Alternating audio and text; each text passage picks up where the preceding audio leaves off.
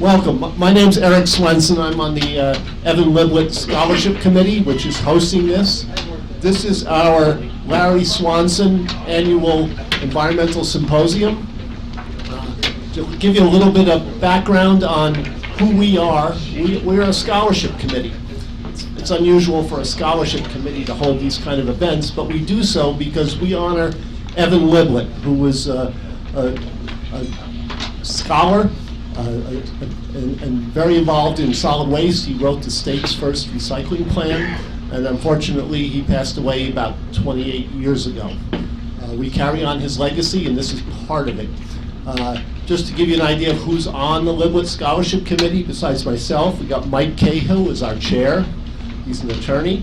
We got Pat Del Cole from H2M Engineers, Maureen Early from Covanta, Nada Gossi from RRT Design and Construction, Mike Engelman from Town of Smithtown, Ted Feiertag, an environmental attorney, Will Flower from Winters Brothers Waste Systems, Caitlin Gilio from Stony Brook right here, Kamazima Louisa, also from Stony Brook, Christine O'Connell from Riley's Way Foundation, Ellen Pickich from Stony Brook also, Frank Rothell, recently retired from Stony Brook after 50 years, Peter Scully, who is now with Hayduck Engineering, Igor Sekirik, Village of New Hyde Park, Dean DeVoe from Tully Construction, Dave Taylor from Stony Brook, and our former chair, Dennis Lynch.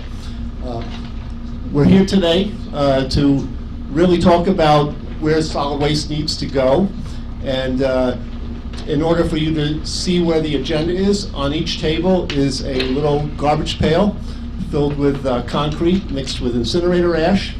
On one side is a QR code. The red side will bring up the agenda and our sponsors. And if you wish to contribute to the scholarship committee, and everything goes towards our scholarships, on the other side in green is another QR code which will bring you directly to a page where you can donate. Everything here is free, thanks to our sponsors, so everything goes towards the scholarships that we give. So without further ado, I want to bring up our moderator for the next session.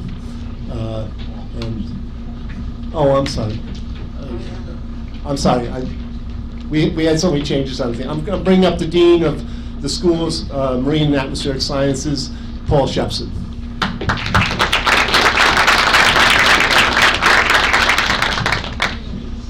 So welcome to SoMAS. What an amazing group of people, smiling faces. The only other time the room is packed like this is when we have seminars at which all the grad students are required to be here.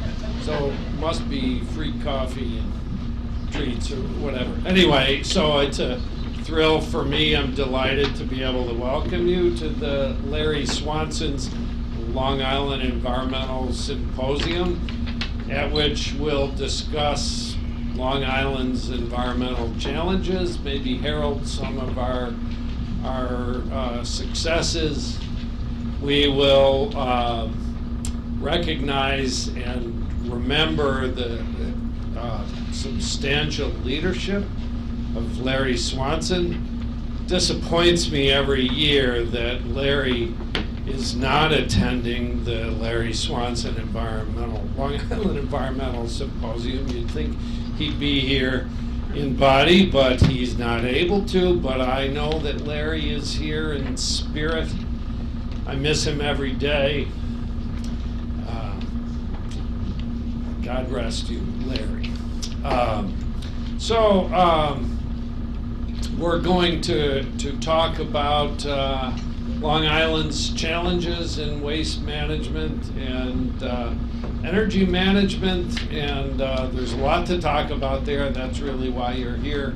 But I also want to recognize the lifelong achievements of our own Frank Rothell. So Frank, where are you, Frank? There he is. Frank retired, a couple of weeks ago.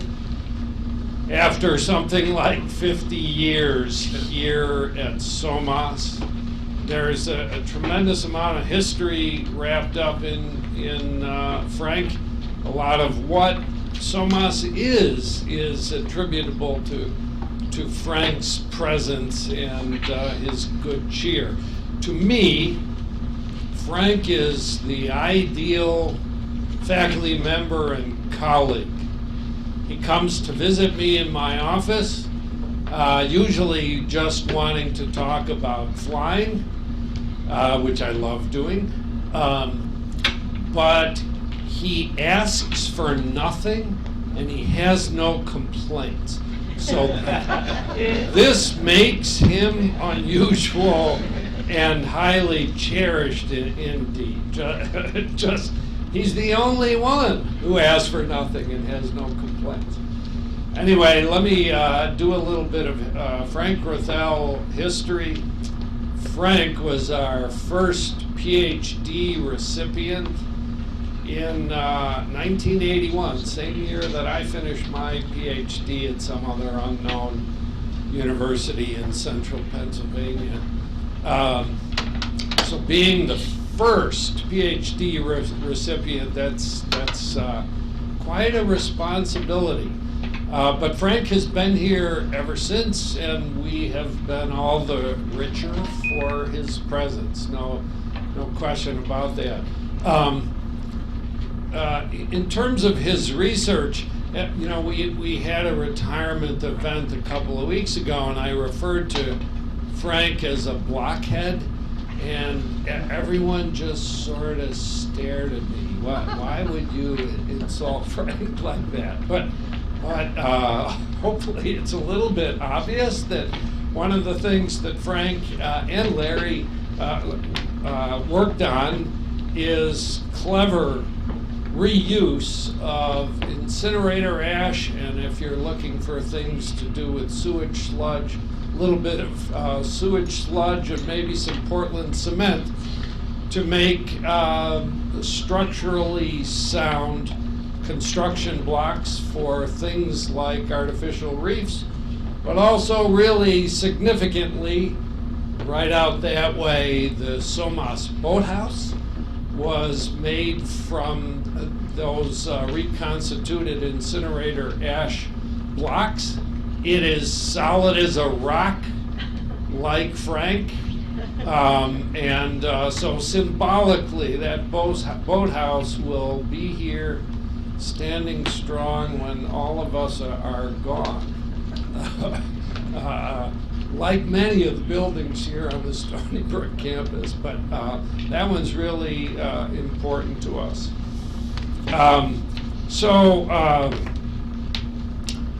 This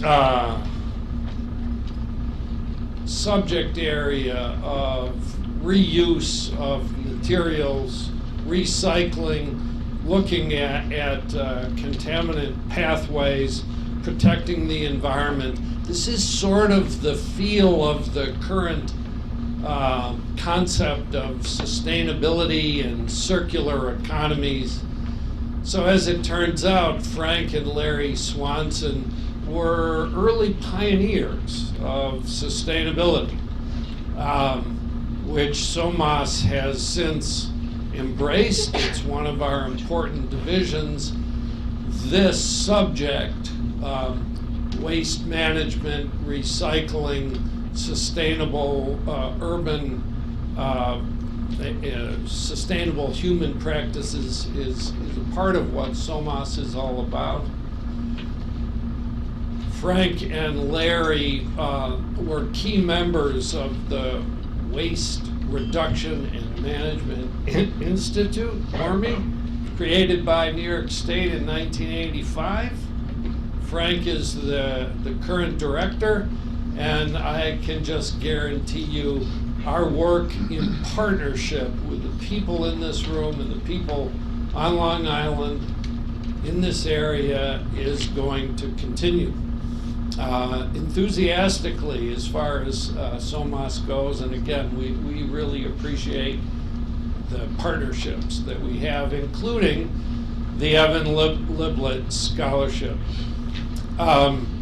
So last, I just want to say about Frank. Frank is an inspiration to me and I think to all of us for his spirit, his strength, his real positive attitude, sometimes in the face of adversity. You're an impressive guy, Frank, and congratulations on your 50 years. So.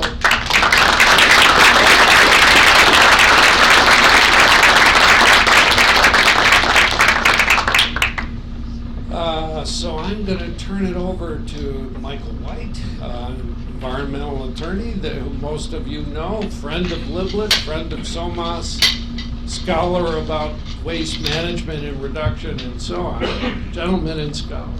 There you go. Thank you so much, Dean.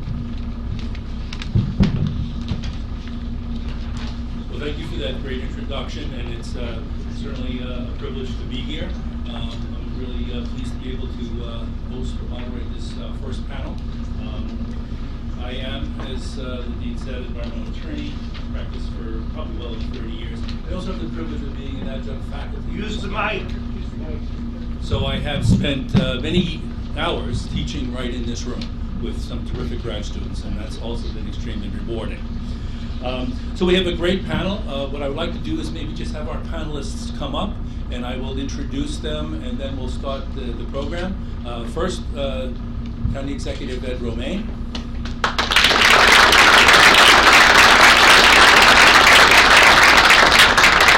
As you all know, Ed Romaine was elected county executive, but has had a long history in government, having previously been a supervisor in the town of Brookhaven, been in the Suffolk County Legislature for a couple of terms, and also as a Suffolk County clerk.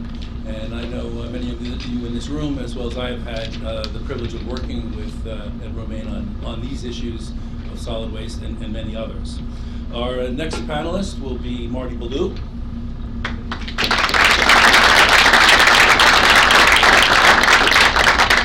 So Marty is presently the Commissioner of the Department of Environmental Control in the town of Islip. He's also the President of the Islip Resource Recovery Agency. Like many of us, Marty goes back in time for a number of experiences, and I think particularly his experience in the New York City Department of Sanitation will bring a lot to this discussion, and certainly his qualifications. And our last panelist will be Mike Cahill.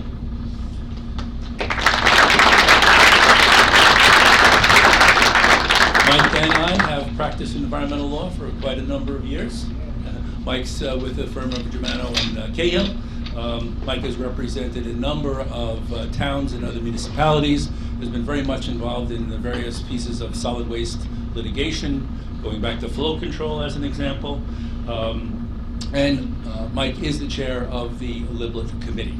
So we thank you also, Mike, for being here. So let's start off the panel. Our discussion today is about regional solid waste planning. And I think we will lead off with the county executive. The county executive has for months, if not years, talked about the need for regional solid waste planning for Long Island to face the issues that we have. Disposal capacity, lack of disposal capacity, increased costs, and increased volumes of waste. So I'm going to start with allowing the county executive to speak about some of your ideas and plans that we've spoken about.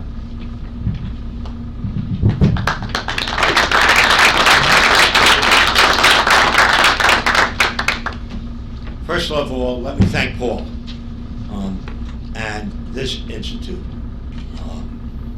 I knew Larry very well. I know Frank back there very well, but you may not know Frank is a Sheldon firefighter.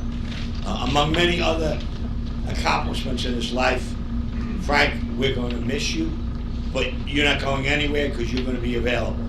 Because I know that my good friend Steve Engelbright got a $250,000 grant to study ash in Babylon and Brookhaven, and hopefully that study is underway and you're part of it, and I know you are.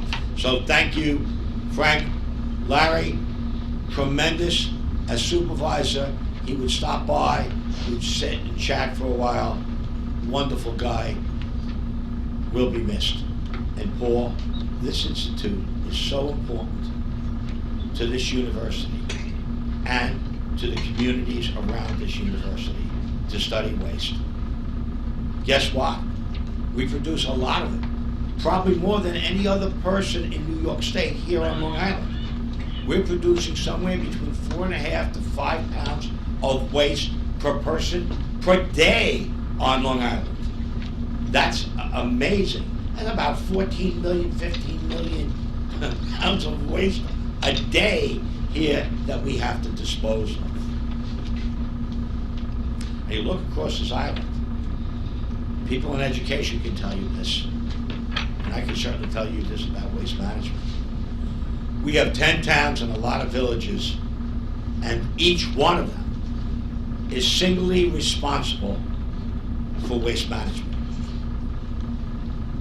And overarching that, we have the DEC. I don't know if Syed is here. Is he? Usually comes to these things from the DEC. But if he is one of the helpful people at DEC. And helpful is a word I use reluctantly when I talk about the DEC. Because their agenda is different than the Long Island agenda. Someone once said that geography is destiny. And that is never more so true than with waste management. We're an appendage of New York State that shoots out to the island. And when the landfill law was passed in the mid-'80s, that landfill law said, hey, no more burying anything. We all start looking west. Because that means we have to take our garbage off this island.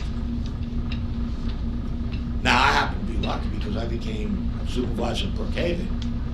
Brookhaven Landfill was built, started in 1974, was built by the Environmental Facilities Corporation. And 2 years later, it was turned over to the town of Brookhaven to run. And I remember people talking about the landfill and about the barriers they put, and that it would never leak like a sieve. Leak like a sieve. And then in the late 80s, the town had to put water mains in and around where the landfill was. And in 1989, the town made a decision in Brookhaven Town that it would no longer take garbage. It would only take ash and construction debris for the most part. Occasionally dead animals would wind up there, like horses and stuff like that. But essentially, it was just ash and construction debris since '89. I became supervisor at the end of 2012 in the special election.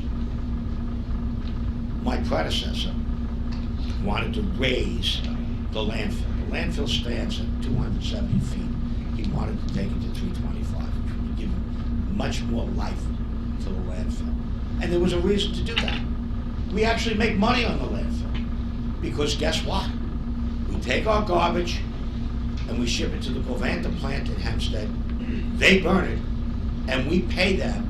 We pay them to take our garbage. They pay us to take our ash. But they also pay us to take Hempstead's ash. And we also take Smithtown and Huntington's ash from the Covanta plant in Huntington.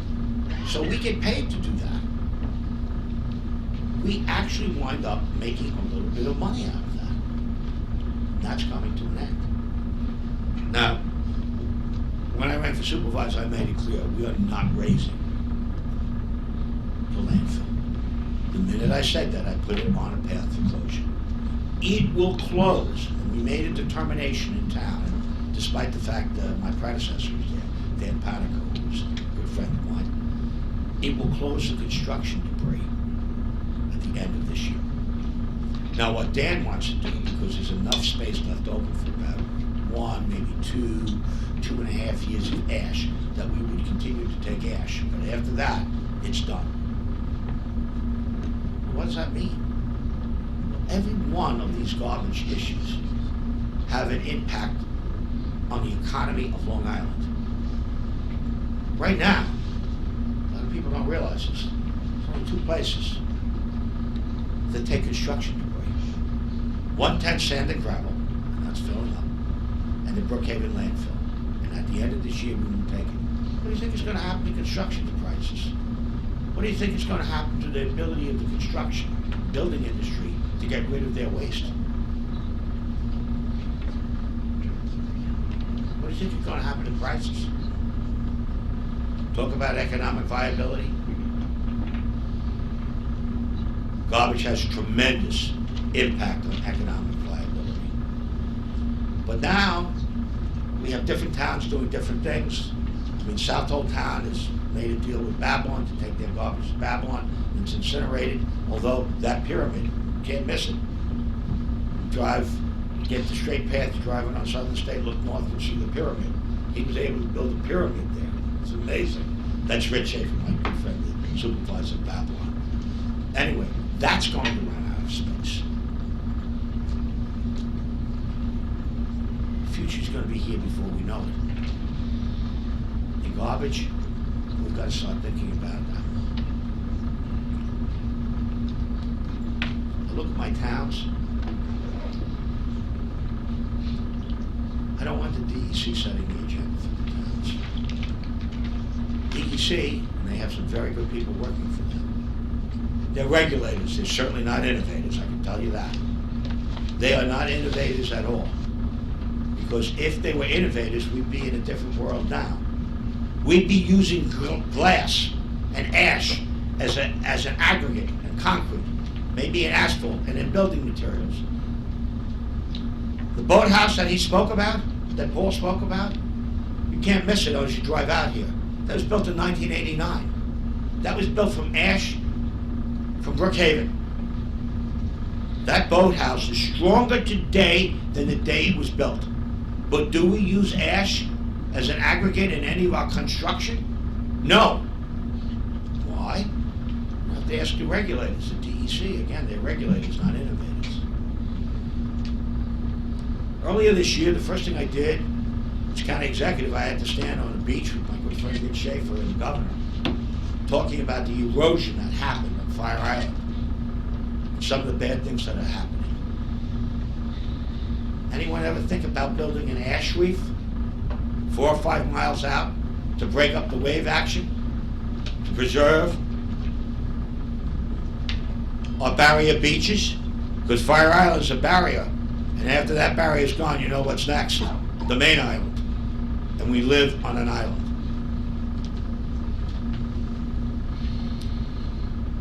I look at all the different towns and their approaches to solid waste. Let me talk about my good friend Rich Schaefer for just 1 second. He had a lot of courage in the 1990s when he was supervisor, although he had to mix it up with the DA.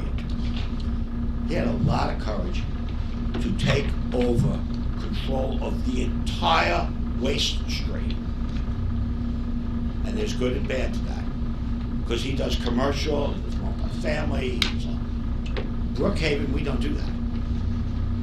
We have a garbage district in Brookhaven town.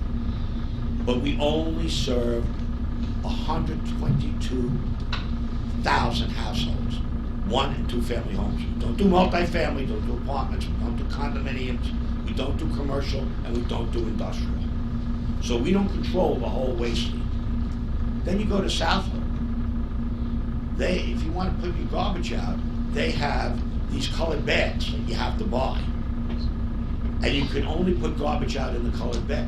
Every town has a different process. Not that different. What we need here in Suffolk, more now than ever, is a regional approach to solid waste disposal. And if we have a regional approach, if we work together, there are incredible strengths and intelligent people in all 10 towns.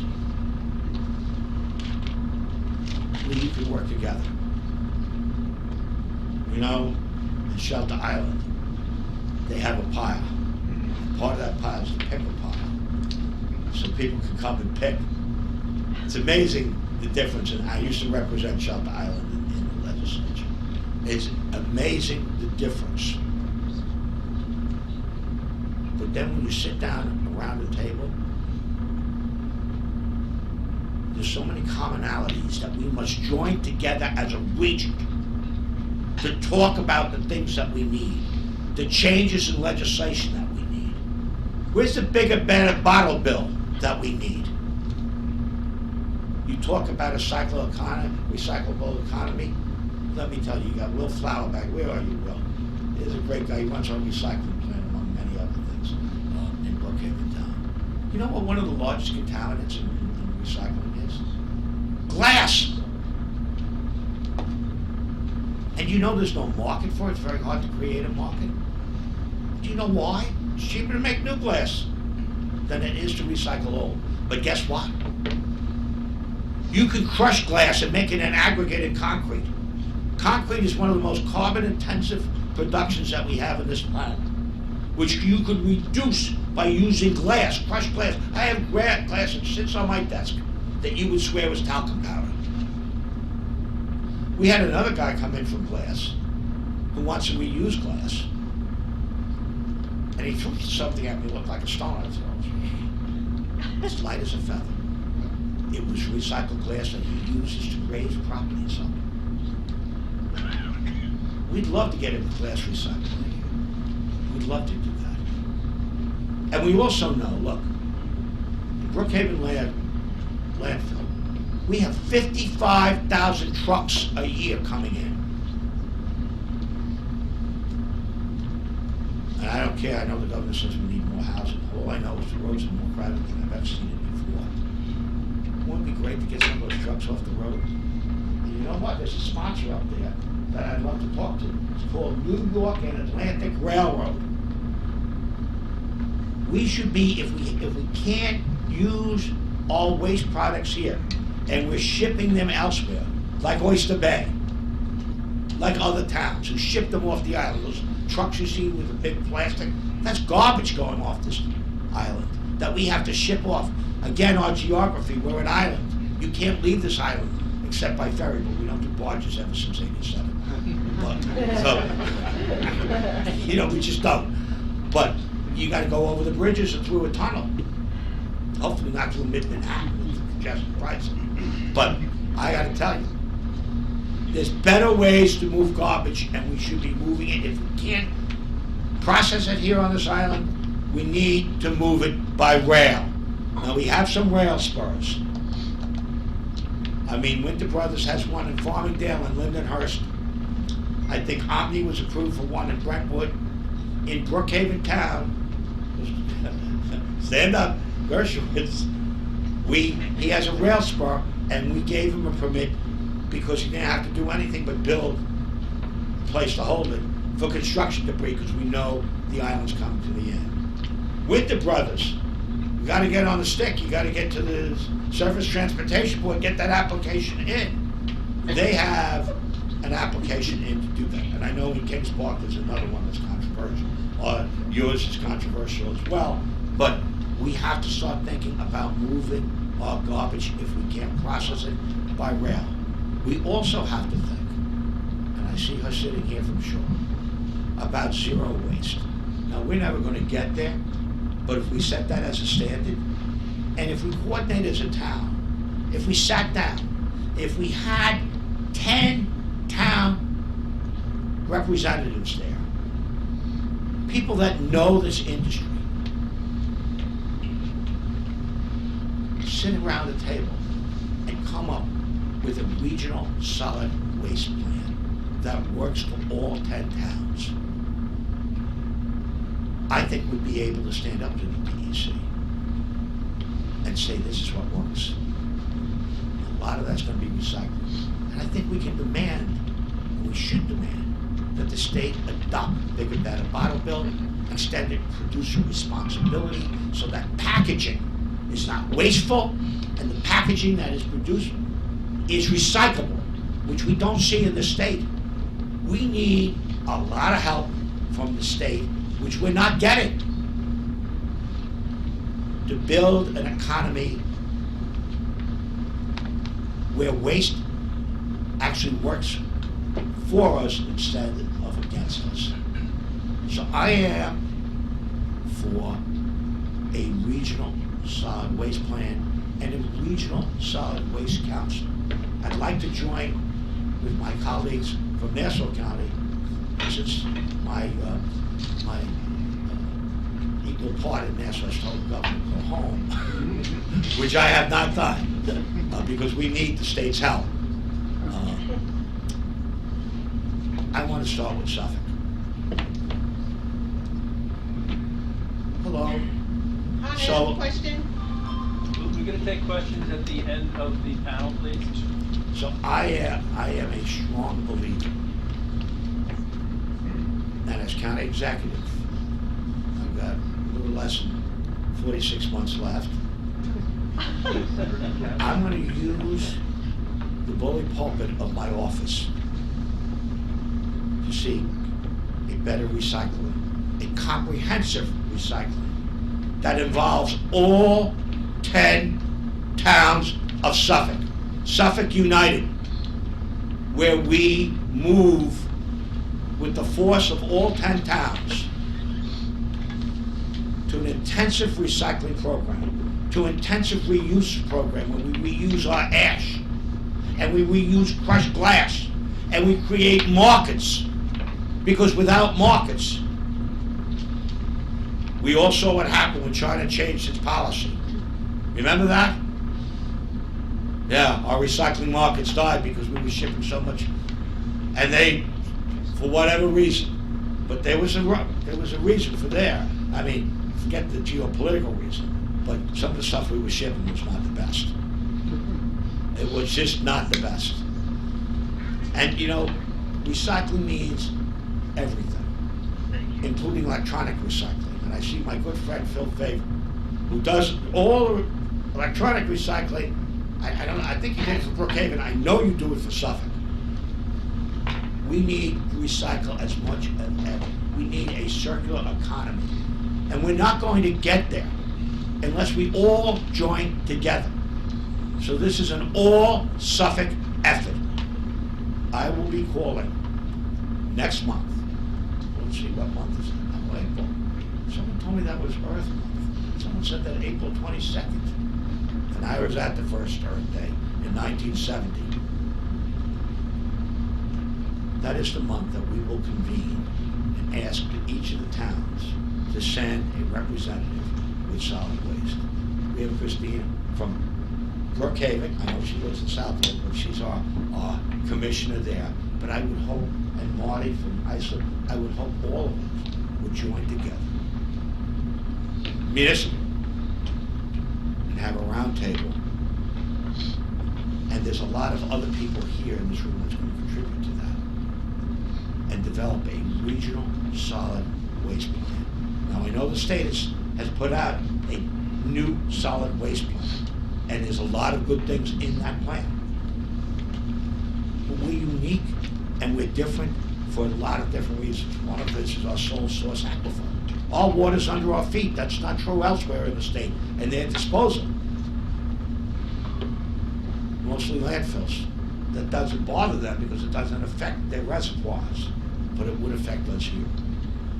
We have a different approach, and we may be looked at somewhat differently because we're an appendage of the state that extend out to the ocean.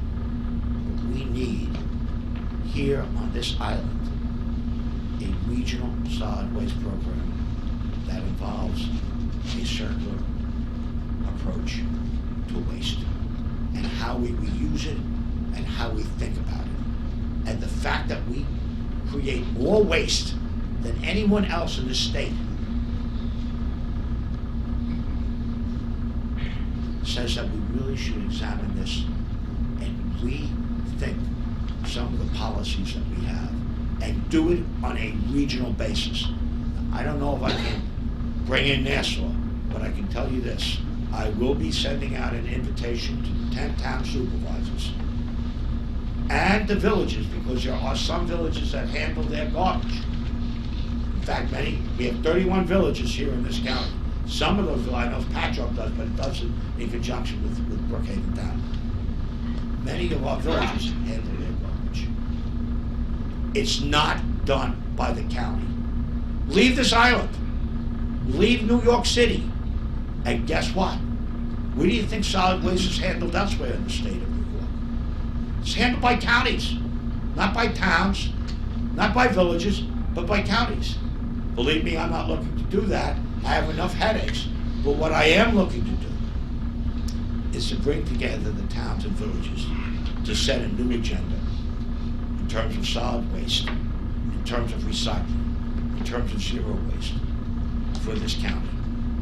And I will be calling together a symposium of municipal leaders in solid waste sometime during the Earth Month of April. It won't be April 22nd. I have a lot of things going on that day because it is Earth Day, but sometime during April. But I can say this before I leave.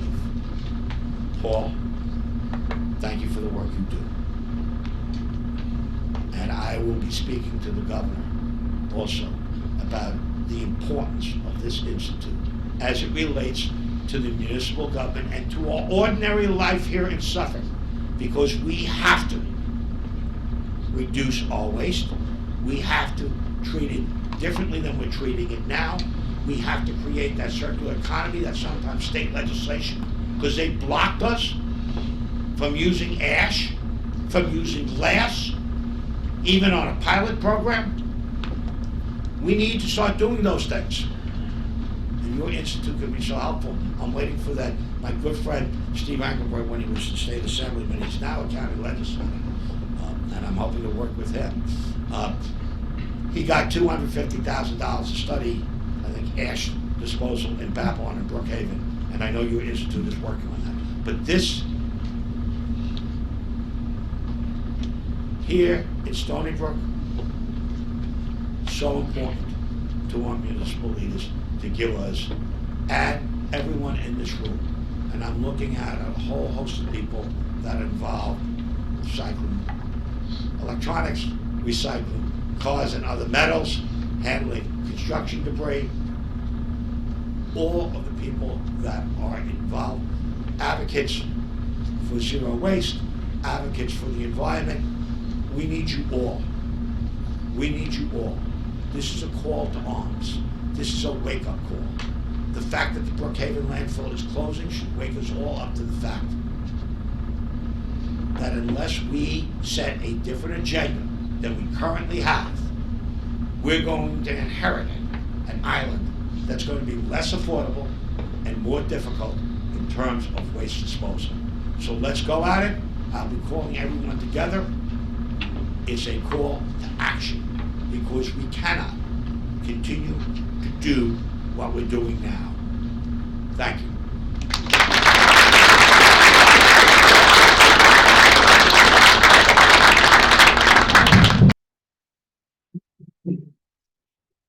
Thank you, County Executive Romaine.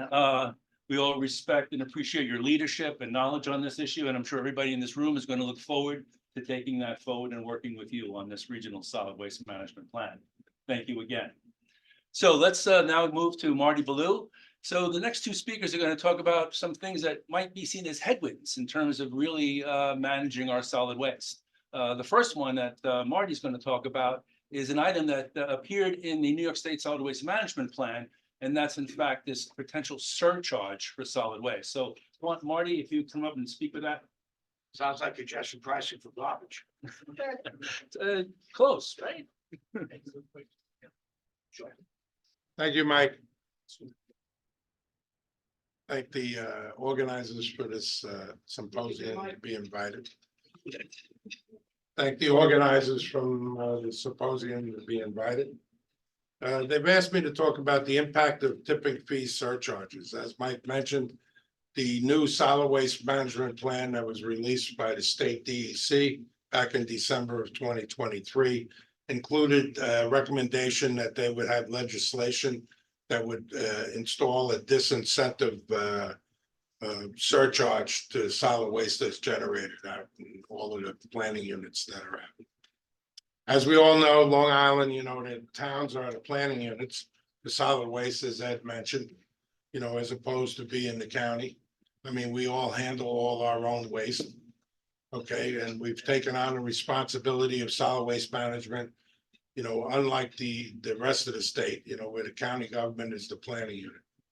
So in 1983, the Long Island landfill law mandated the closure of municipal landfills, deep flow recharge by December of 1990.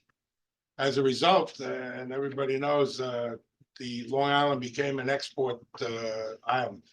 All municipal solid waste is exported off the island, inclusive of commercial waste, with the exception of construction and demolition, which we'll talk about later. But what that means is, just from being an engineer, I mean, there will be a time you're exporting to all these other different states, and there will be a time where these other states may or may not accept what you have. And then you have to be sustainable. So I think somebody should be looking at, technology has changed drastically since 1983. I mean, there's probably a possibility that you could build another landfill, not that anybody wants it, but if you had to handle your own waste, then that would help congestion and all the other items that are, issued with it. But long hauling is now, it goes as far as South Carolina, when you're leaving New York, goes, Ohio and all. I mean, they're actually looking now that they might even be sending it down to Alabama. That's like the new state that they're starting to look at for the export. Years ago, I mean, everybody in Long Island, they handled all the waste, the commercial and the residential. Okay, now really the towns, they handle the residential waste. It's typically done with collection bid areas out in Long Island. So the towns are split up into collection areas, and then they bid them out for private carters to take over the collection of the waste. In addition, I know in Islip, we have 6 or 8 particular areas that the town has their own employees that pick up. There's a number of reasons for that, but the rest of the residential waste is collected by private carters. Okay, and as a result of that, there's a solid waste fee that's on the it's on your property property tax bill. That solid waste fee is computed on what it costs for the town to collect the waste and administer it or run any facilities that it has. And, that's bore back by the residents in the town. Okay, I mean, right now, in Islip, it's probably in the order of, between $400 or $500 a year that they pay for that solid waste fee. In 2011, they had the tax cap, the 2%. That was like restricting the towns. As a result of, and I know we're going to talk later of, cap and invest. Is another tax that's being formulated through the CLCPA. But given all of these things, my feeling on the matter is that, the 2% cap has to be exempt. Either these surcharges got to be exempt, or there is no longer any 2% cap, and I'm sure the homeowners would not be favorable towards any of that. But in order to pay for all of these additional charges that solid waste is being hit with, it's borne by all the residents, which is sad to say. So we should stay cognizant of that. Like I said, it's a disposal disincentive surcharge, that was created and, or that they're looking to create. It's per ton, and it's going to increase all of the waste. I mean, the state has projected that it's 133 million annually. I mean, roughly, there's probably about 30 states that already have this, or a similar surcharge dating back to the 1980s. So, you look at close states, like you have New Jersey has one, they have a fee. Wisconsin, Iowa, Ohio, they all have fees. I mean, New York never instituted any of this. But the other states have it. So you're gonna be hit twice, like on the export. You know, if you're exporting from Long Island, you're actually going to some of these other states and you're getting hit with a surcharge already. Now you're gonna get hit with a surcharge from New York State. Just a question of clarity, that number is for the state or for Long Island? No, it's the state. Okay, thank you. And how they're determining, or normally what happens is the surcharges are paid at the disposal site. So to give you an example, which, you know, there has to be a lot of discussions on how this is created, how it's collected. Because take, for instance, Islip, we have an incinerator, all the waste that comes into there, because the rule on the $5 surcharge is any waste that's combusted, landfilled, or any waste that's sent out of state to another landfill, or combustion. So we would burn waste at the incinerator, they charge us $5 a ton. We send the residue over to Brookhaven. Brookhaven is gonna be charged $5 a ton for that waste that's already been paid for in Islip. And of course, Brookhaven, and I don't blame them, the tipping fee that Islip is paying Brookhaven to dispose of the waste, they're gonna jack it up $5 so that Islip is then paying for it twice. So that's essentially how this program is gonna be working, unless there's a lot of discussion that goes on before legislation is finalized. You know? The program is normally set up with grants that are issued. The fund would go into a separate account. Some of the other states, they do for land remediation, they do Superfund sites, so it's a whole variety of different things that the fund can be used for in the other states. New York State hasn't identified exactly how they're gonna use it. We're gonna talk about what we recommend to use these funds for that may be beneficial.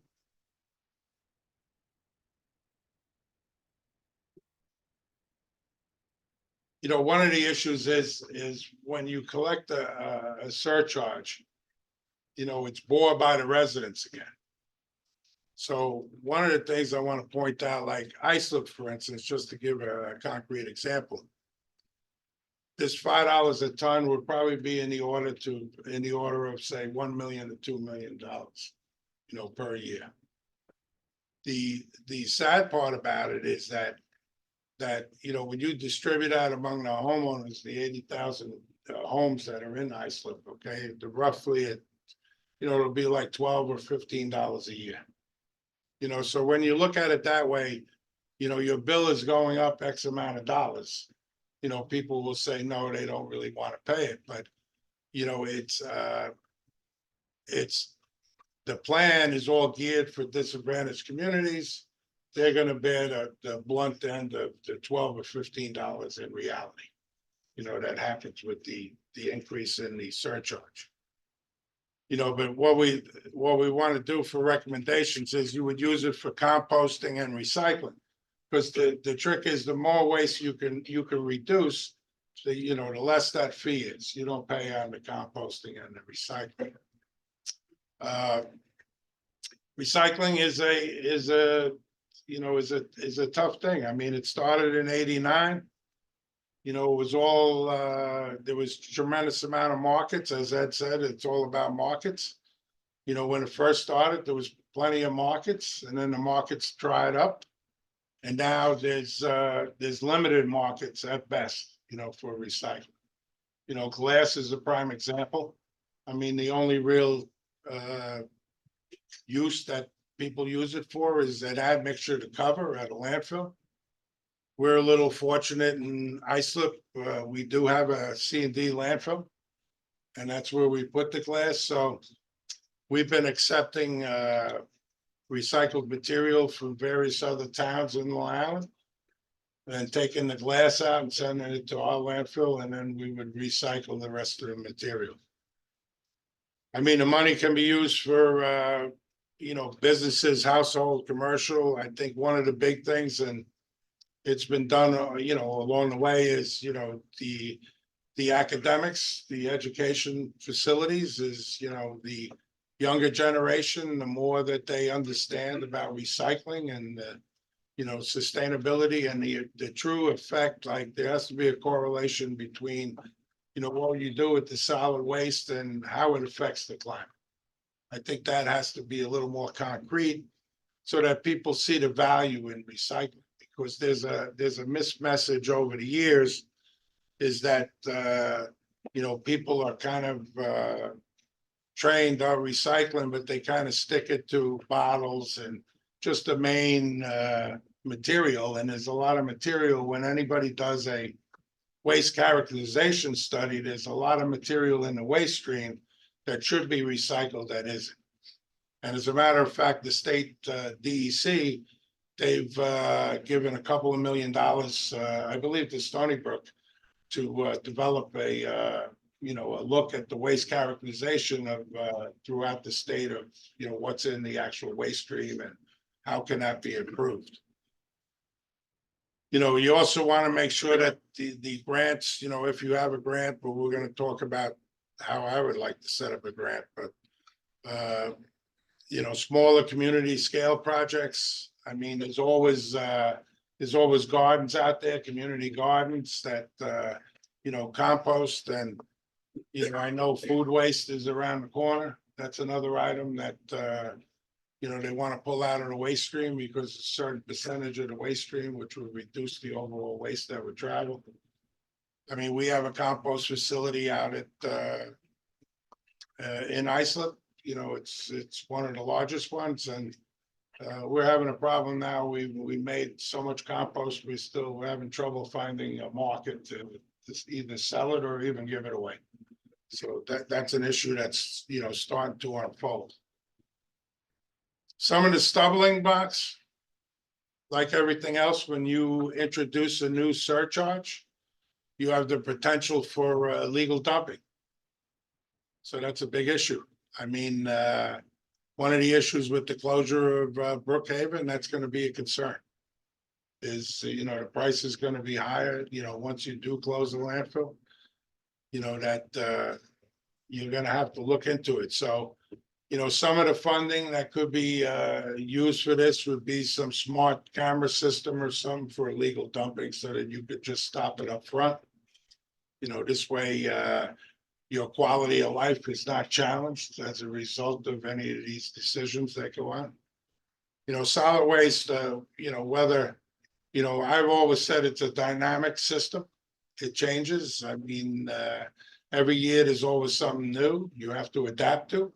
I mean, this is just another level of adaptation that we have to, come up with.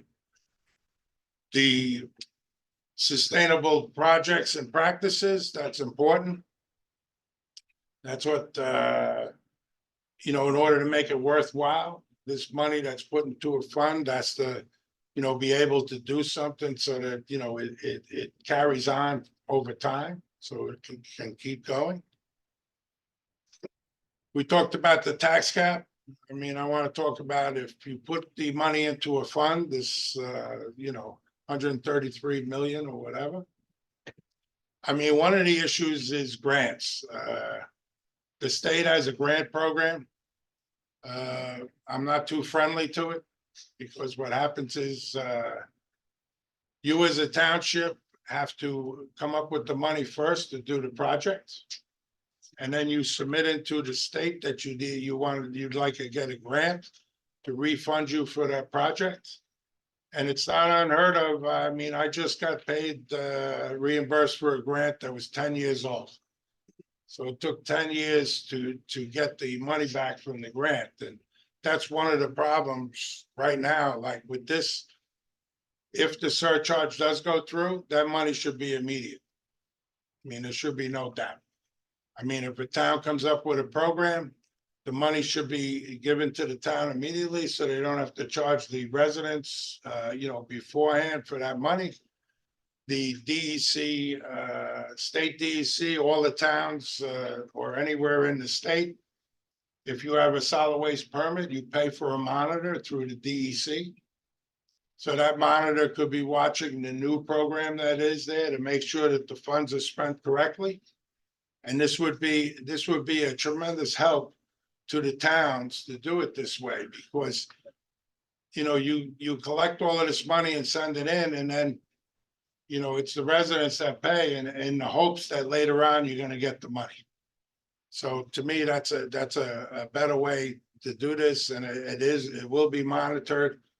If the town doesn't follow it, you know, the state can refuse a new grant in the future, but at least the money is immediate. And it helps.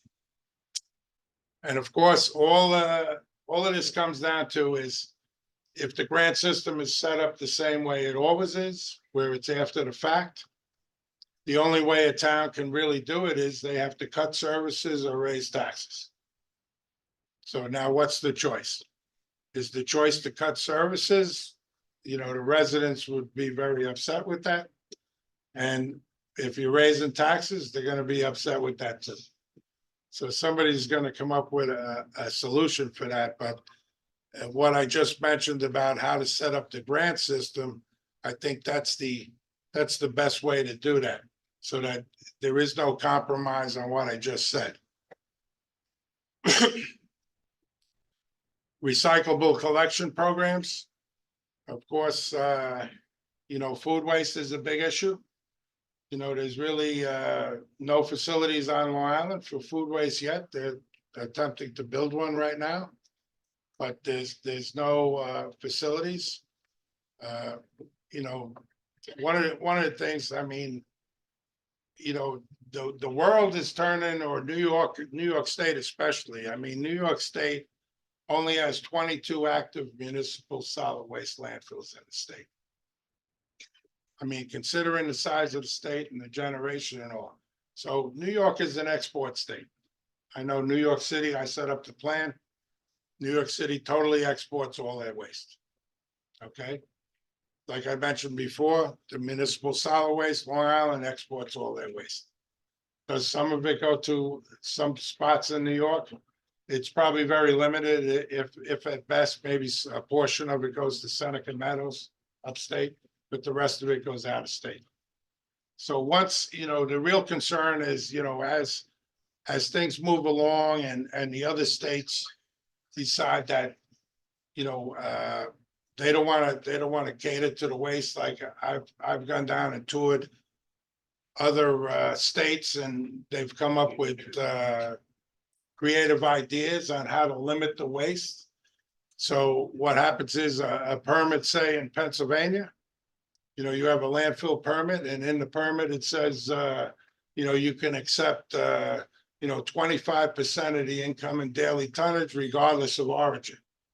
Because when New York City started exporting, everybody said they don't want New York City waste. I guess it's different than everybody else, but I don't think so. But so I would have to go out and do due diligence at the landfills or incinerator, and that was the clause they would put it in. Like say it was 1,000 tons a day, you know, facility in the landfill, they would say 25%, you know, could be regardless of origin. So that would be the actual, you know, doorway for New York waste. So you could only do 250 to that landfill, and you'd find another landfill to put some of the rest of the waste in.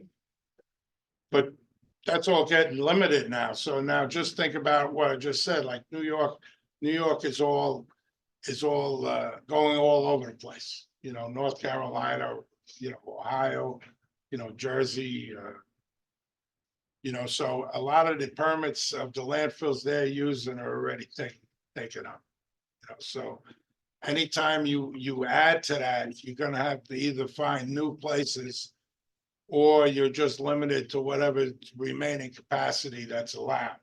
That's why I mentioned earlier that, you know, Alabama is the new state that they're starting to look to send material, especially by rail.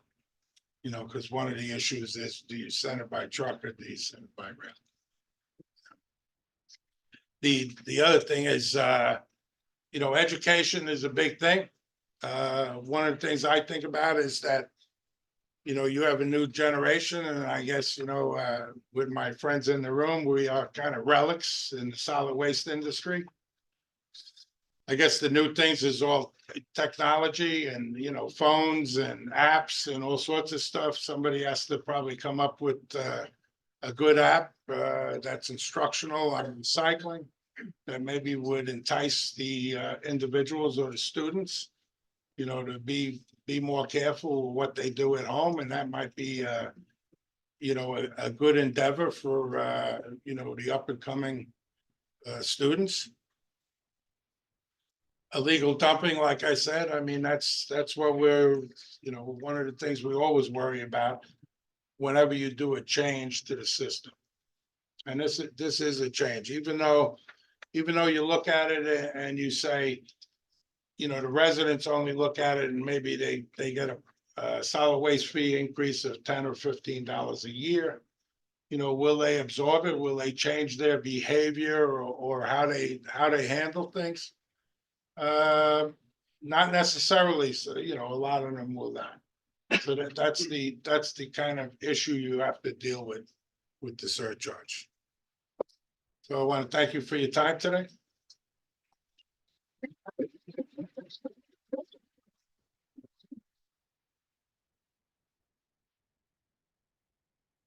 Thank you, Marty. We appreciate, again, your knowledge on these issues and your continuing efforts. So now we have Mike Cahill. Mike's going to talk about a couple of items that really look like severe headwinds for energy from waste facilities, particularly in terms of costs coming forward. Mike? Thank you, Mike. Marty gave you, I guess, billed as somebody who's delivering bad news. It isn't necessarily bad, but it is a big, big challenge, and it's going to mean that some things that are happening now have posed some threats to us and our systems. Which, wait, sorry. This one, yeah. Sorry. There we go. Okay. This one. There you go. There we go. Okay. Some challenges we got coming up. One of the biggest ones is our purchase power agreements that we have right now with LIPA for the sale of energy that's generated by the waste energy facilities that we've constructed and we have contracts with. There are 4 facilities. There are 4 identical agreements that were negotiated by the towns and Covanta with LIPA back in 2012. They are all set to expire in 2027. And what will happen if they aren't renewed? How much does this revenue mean to the town systems and the services that we provide? Okay, so. Okay, well, how do I get this thing to change? Did not change it for you? No.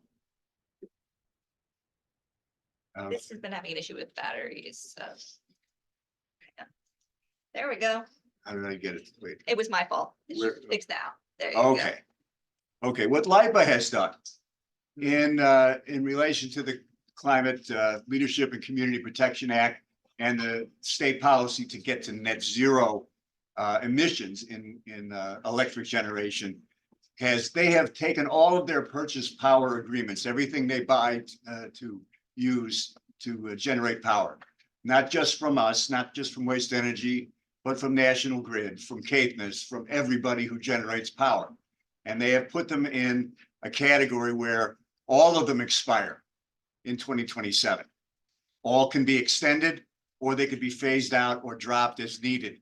The idea is that as the renewable resources that are being built out in the Atlantic Ocean and on solar projects around the island come online, those other fuel sources can be dropped away. And if they're fossil fuel, they're going to be gone. Waste energy is considered a renewable resource on the federal level and in many other states, but not in New York. The question is, will those be renewed? Now, the difference between waste energy and a power plant is that a waste energy facility is a waste facility that generates power, that recovers energy from the waste and generates power and sells it. An electric facility is a facility that's designed simply to generate power and has chosen the fuel that it uses. And so as we've seen over the years, originally we had electric power plants that burn coal. Then they shifted to oil. Then they shifted to natural gas. And now we're shifting to renewables because we're moving away from natural gas. But the waste energy facilities are there not to generate power so much as the primary purpose, but to manage waste. And we use them and we rely upon them. And they are the facilities that handle about 70% of all of the residential waste that we generate on the island. All right, so what do we do and what do municipalities do to provide service to the residents? Almost all of the towns on the island have the same basic system. Some of the East End towns are a little different because they rely more on private arrangements between citizens, homeowners, and carters. But in Brookhaven going west, all of the 5 towns in Suffolk and all the towns in Nassau provide a basic service. 2 MSW collections per week, 1 recyclables collection per week, varying numbers of yard waste collections from 20 to 52 every week, varying numbers of electronic waste collections, varying numbers of on-call bulk waste collections. With the result that we send, generally every town sends at least a garbage truck to everybody's house at least 180 times a year. And they collect whatever is there. Whatever the people put out in the can on Monday, that's what we handle. There's no choices there. We don't leave any of that waste on the curbside. We take it, we recycle it, or we dispose of it. And we charge. How do we pay for it? This is sort of I guess an abstruse sort of thing, but it really makes a difference in terms of what is coming down the road and the use of the power revenue that we have been getting. We do this with special districts. We have districts that have been formed to handle residential waste, and they serve only the properties that are named and when they're organized. So there's 1 family, 2 family, 3 family homes. These are all done on New York State's real property classification code. You could have a great geographic area that's served, but if they're not one of those property codes, they don't get the service and they don't have to pay for the service. As all of our controllers in all of our towns know, if you've got a district that runs out of money, that's running a deficit, you cannot take the general fund monies and just pour it into the district. You've got to go back to the people who get the service. Only they can pay the fee. Anyone who is not getting the service cannot be compelled to pay the fee for the district. So it's targeted right at our homeowners. That's the rock that we rest on. Single family, 2 family, 3 family homes. Same place, same thing in every town from east to west. Okay. Now that charge that they get is a user fee. It's calculated based on the cost of the service that we provide. So what it is, it's calculated by the cost of the collection from either the municipal service trucks that are used or the contract bid that a private cutter has submitted, and he's doing the work on behalf of the town. Then you charge the cost of all of the disposal and all of the other services that you are providing to that residence, whether they're disposal of MSW, whether it's electronic waste, whether it's recyclables processing, recyclables marketing, all of the travel, all of the gas, everything that everybody does to serve those properties is in that user fee. It's the bill that the citizen gets is all of those costs minus the revenue that we can generate from the waste. And those are 2 kinds of revenue. One is from the sale of the recyclables that we collect, and the other is from the energy that we generate in those waste power plants. Now, on Long Island, and all of our systems are similar. The recycling, revenue from the sale of the recyclables, metals that we collect, paper that we collect, plastics that we collect, is essentially negligible. Not very high at all. On the other hand, we get $68 million a year from sale of energy. Energy is the most valuable component of our waste stream. Okay, the facilities we have, they serve approximately 70% of all of the residential waste on the island. on the island, excuse me. And they also serve all the commercial waste in the towns of Hempstead, Babylon, and Smithtown. And they process 1.7 million tons of waste per year. This is the garbage part of the component. This is the big river. This is the stuff that gets put out every Monday and doesn't stop. It keeps coming. It's got to be handled that day. It's got to be moved. It's got to be delivered somewhere. It's got to be disposed of. It's waste energy handles about 60% of all of the waste that we generate together with the commercial waste, but about 70% of the residential. And the burden for the payment of the service that we hire from the waste energy facilities falls on the homeowner, and that is offset by the revenues that are brought back. Each town using a waste energy facility has a different formula, but the towns directly share in the revenues that are brought back from LIPA. In Islip, for example, where I have been general counsel for a number of years, and I preceded Marty I guess back in 1988 as the second president of the Resource Recovery Agency. We split the electric revenue from the plant. Islip is the signatory of the agreement with LIPA.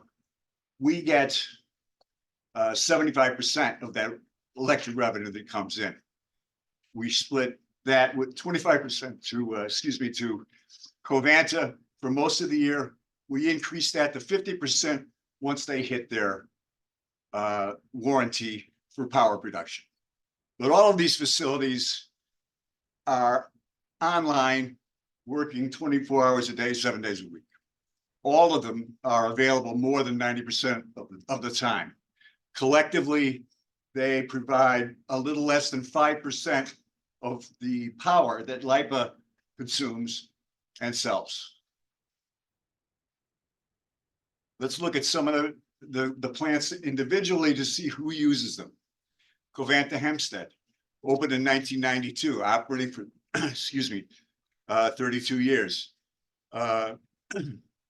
They serve the town of Hempstead's residential waste via district, the town's commercial waste via flow control law, the town of North Hempstead via a contract, and the town of Brookhaven. That's 122,000 homes, and that is probably their second biggest customer via a district. Covanta, also opened in 1992, also operating for 32 years. Look at I direct your attention to the energy value line. I'll go back to Hempstead. The energy value line, that's what, when you take the energy revenue, in their case, $39 million, and divide it by the number of tons that were processed, that's your value, $43 a ton for everything that goes across the scale and gets combusted in Hempstead. Huntington, it's $40. Huntington serves the town of Huntington's residential waste via a district, Smithtown via a district, town of Smithtown's commercial waste via the Tulsa system, which is about 55,000 tons a year. And there are 130,000 open market tons that can be used by commercial carters or anyone else who's got the ability to get to Huntington. And town of Babylon. This one opened up in 1990. They're getting $35 a ton for the energy value of their waste. They serve the town of Babylon residential via a district, the town of Babylon's commercial via a district, and they accept town of Southold waste via an agreement. And that waste from Southold is kind of the drop off at the town of Southold's landfill. Then there's Islip. This one I have a lot of history with. I was the president of the agency in 1988. And my first job, first act when I took over there was to fire the company that was building the facility. We replaced that company with Montanay ultimately. It opened in 1990. It's got 34 years of service on it. And I mentioned these old days because these dates, 1990, 1992, because all of these facilities are not spring chickens, Islip in particular. Every one of these facilities is going to need new investment and higher maintenance costs because nothing lasts forever. Hempstead is probably in the best shape, followed by Covanta, but Islip is not. We are probably not. We are a service agreement going out to 2030 that we are in good shape now. It's running well. It's running as good as it's ever run actually right now, but it can't last forever. There's going to be changes. There's going to have to be investment into that plant if it's going to continue. Okay, now we serve 80,000 homes, and that is all that we serve. It's a plant that was designed to be one of two. We never built a second, but it handles all of the Islip's residential waste, and everything that happens to Islip goes straight back, as it does with everybody else who's got a district, to the homeowners that are in it. Okay, what do we get from LIPA in terms of dollars under the PPAs? They pay us $79 a megawatt hour. This is the general, I guess, numbers here. Ultimately, you go down to the bottom line, it's $68 million for 869,000 megawatts and 1.74 million tons. The history of our agreements with LIPA goes way back to the late 70s, early 80s. That was when Congress established the PURPA, the federal statute that required utilities to purchase energy generated by waste energy facilities when waste energy was in its infancy, at least in the modern world, in the modern sense.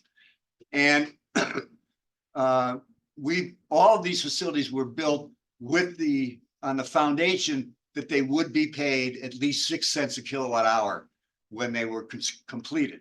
That's how they sold their bonds. That's how they funded everything. That 6 cent price was built into the first power purchase agreements we all made with LIPA back in the 80s or the early 90s. Since then, deregulation has effectively removed that obligation by LIPA as a utility to purchase the power. They can, in 2012, knowing that there was going to be further deregulations and that the SC11 tariff that we were relying on was not going to be 6 cents anymore. There's going to be no floor to it. It's going to be replaced by the NYSO day-ahead rate.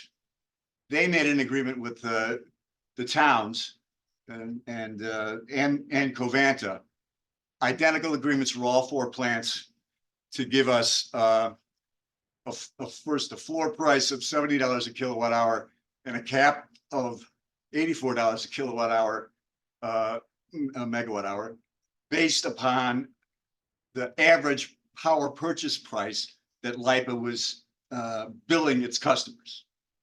And we ended up in the first agreement with a very, very complicated formula that LIPA came up with. And it was so complicated that they frequently made mistakes in charging us or underbilling us or overbilling us. We resolved all that in 2018 with a final price, a fixed price, 7.9 cents a kilowatt or $79 a megawatt from then until 2027.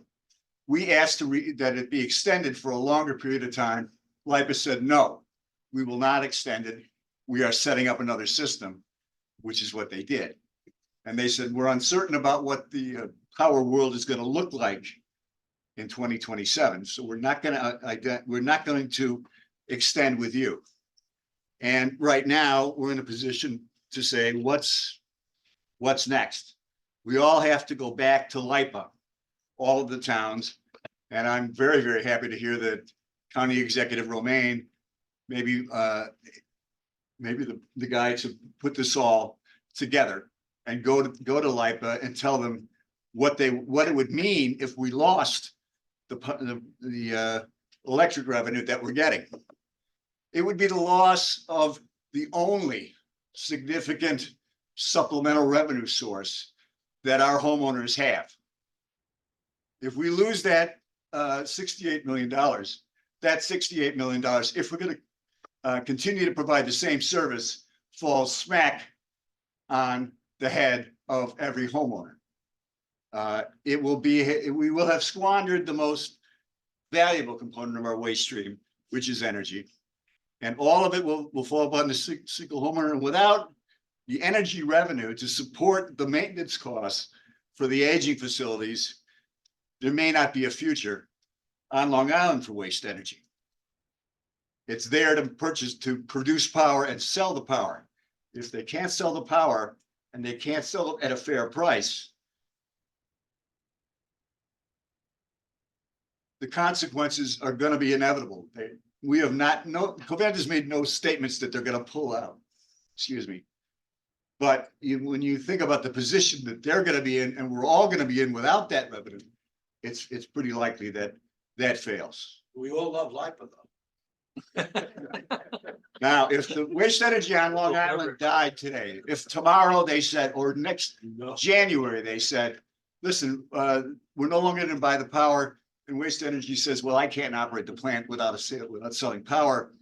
On top of, if that happened tomorrow, on top of what we're doing to make transportation arrangements for all of the C&D and all of the ash that's now got to leave Long Island, there is no physical way we could move 1.7 million tons of waste off this island. Now, I'm just a lawyer to say that, but you can ask any engineer.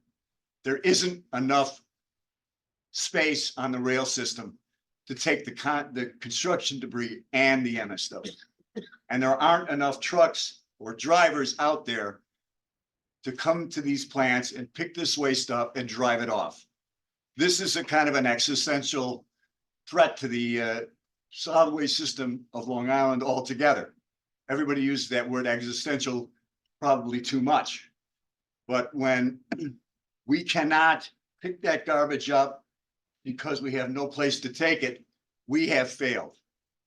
That is an existential problem. Okay, that is the trouble. That is why we have to get LIPA to renew those contracts and keep that energy revenue flowing, because otherwise that price, that cost to the homeowner is just going to go up and up faster than we could ever expect.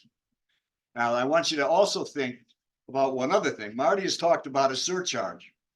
As he talked about it, if it's a $5 a ton surcharge, it's relatively peanuts to, in comparison to the lost revenue from the energy, because we're averaging $40 a ton from the energy. $5 a ton is something possibly we could afford. What we may not be able to afford is the cap and invest program's classification of waste and waste to energy as obligated entities under the new regulations that are coming out. Now, this is a program that I was really unaware of until about a month ago. And I don't know how many of you are, but it's happening. This, unlike the surcharge, which requires legislation from the Senate and the Assembly in Albany, this already has it. This has been authorized by the CLCPA. Not only has it been authorized by the CLCPA, but the DEC has been directed to adopt regulations and have them in place to administer it within 2 years of the acceptance of the scoping plan. That 2 years is up on December 31st of this year. The only thing that's out there, but there is a lot out there, is the pre-proposal that describes this thing. It won't happen not just to waste, it'll happen to everything. It's going to be an economy-wide cap and trade system where everyone is above a certain threshold who generates greenhouse gases is going to have to report that to DEC. Once the reporting is done, there will be an allowance budget fixed by the DEC and NYSERDA.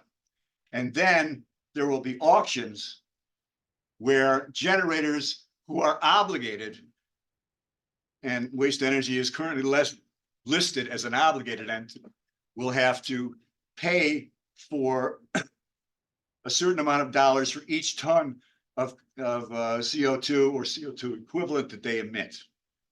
Now, none of this is been formalized yet. The only thing that's out there is a pre-proposal.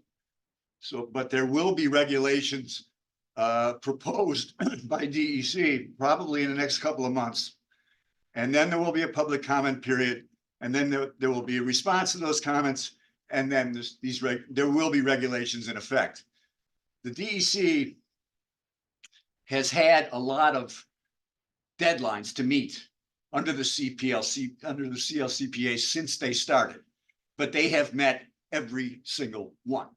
If they're told to have a regulation in place and functioning by January 1st, you can bet that there will be one. The question is, what's it going to be like? What's it going to say? The only thing you can find out now is the only place you can go to find it out is at NYSERDA's website, which has a lot of material there. And they have models, they have, various things, but it's going to hit everybody. It's going to hit fuel. It's going to hit fertilizer. It's going to hit waste exporters. It's going to hit anyone who generates CO2. It's something that, and it's got, its fundamental financial impact is that we are starting out with the allowances for all of the emissions that we have in year one today. And then we are reducing the number of those allowances all the way down to the outcome that is demanded by the statute itself. 61 megawatts, or 61 million tons or something of CO2 in 2050. But it'll start out as they describe it. The allowance numbers are going to be a gradual decrease for the first 2 years, and then a steeper one. Then we're on the roller coaster down. For waste energy and waste in general, it means if we cannot get the carbon out of the waste in some way between now and the lifetime of this program, we're going to be buying the allowances each and every year for the entire time. And that is going to be a crushing financial blow. Again, straight to the homeowner on the district system. It's not going to be it's going to say it was going to be a body blow. It's going to be a kick in the teeth. I think that this is something that all of the municipalities have to start studying, and studying hard now, because there's got to be comments back to the DEC to explain what the impact is actually going to be on our governments and on our citizens. It's astounding to me that this has not been covered at all in the media, but I'm sure that that's going to change as soon as the first official regulations get published. So what we need from LIPA, we need a commitment that they are Long Island citizens and that they will continue to purchase the energy that are generated by the waste energy plants that we use to operate our waste disposal, waste management system, as long as that system requires it. And that they should also buy the energy that may be produced by any new facilities that are constructed and become parts of our system that address organics and generate power from organics. That should also be purchased by LIPA, regardless of what Albany says. Now, the idea that we should have a system that gives a good price for the energy that's generated from the combustion of organics or the digestion of organics was presented to the Climate Action Council by their waste panel. And it was me and John Casella and Gareth Glantz from Syracuse who suggested that, but it was rejected. It's in a footnote somewhere, but I still believe that that's the only way we're going to get action on organics, and that a carrot is needed in addition to the stick Okay. The price that LIPA pays us should be equal to the average price that they pay for all of their power. Right now, we're cheap. We get $79 a megawatt. That's what they pay us. They are paying an average of $100 a megawatt. We're not asking to be, we don't need to ask to be paid more, even though we probably could justify it since we provide another different essential public service. But we should be paid at least what the average ratepayer is paying. And we should be, again, from the state, we need to be exempted. We don't need this wage surcharge. It's a $5 hit on top of everything else that we're going to be seeing. And we certainly need to be considered a non-obligated group of entities in the waste system insofar as the cap and invest program gets off the ground. Because we don't have the power to tell the homeowner what to take, what to keep, what to throw out, what to buy. We're the last stop on the train that began way back when something was manufactured or harvested and then shipped. When we get it, it's done. It's the end of the line. People don't want it anymore, and we have to take it. And that isn't going to change. And human nature isn't going to change. So, in my view, it makes absolutely no sense for us to be put into that, squeeze that pressure cooker to reduce allowances, unless we, the only way out is to change society. We do what we do. We have no control over what the waste is that we get. But our promise is to pick it up and take it away and let people live their lives. And that's all I have to say.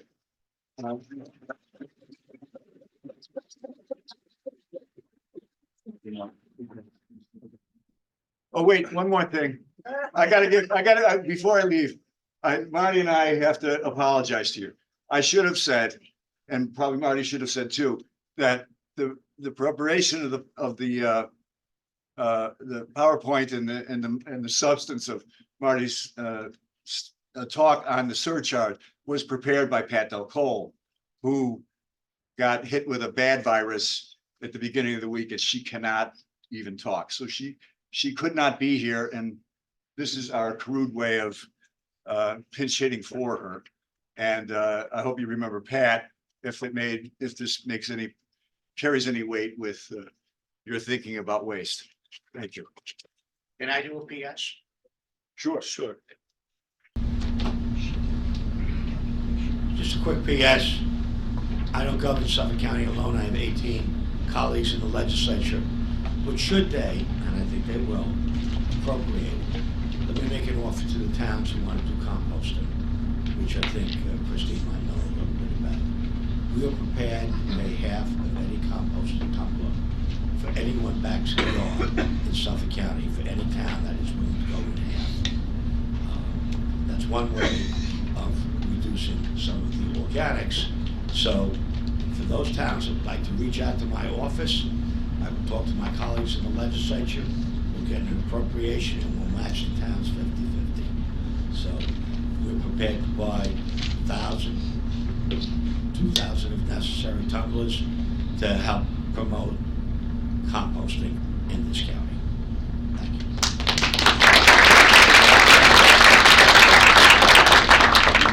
Thank you. Thank you, County Executive Romaine.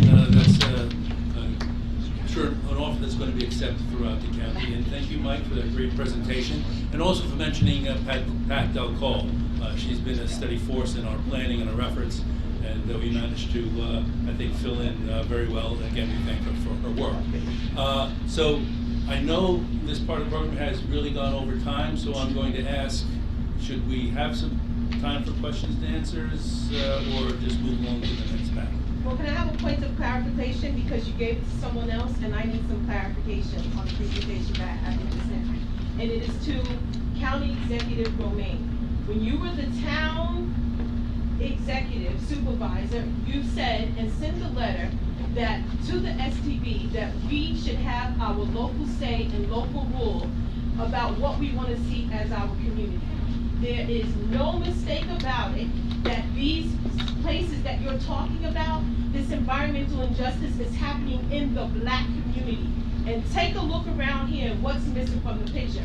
So is it now that you are changing your point of view on this, or were you hiding it from us the whole time? That local rule must be involved in this process, because we have a voice, you know we have a voice, we've been advocating against the STB and for the closure of the landfill, because the crisis that you are talking about and many are talking about is self-created. There is no crisis. The Winter Brothers have continued to tell lies. If you could frame a question. The question Other is, have people may you wanna ask the changed your, question.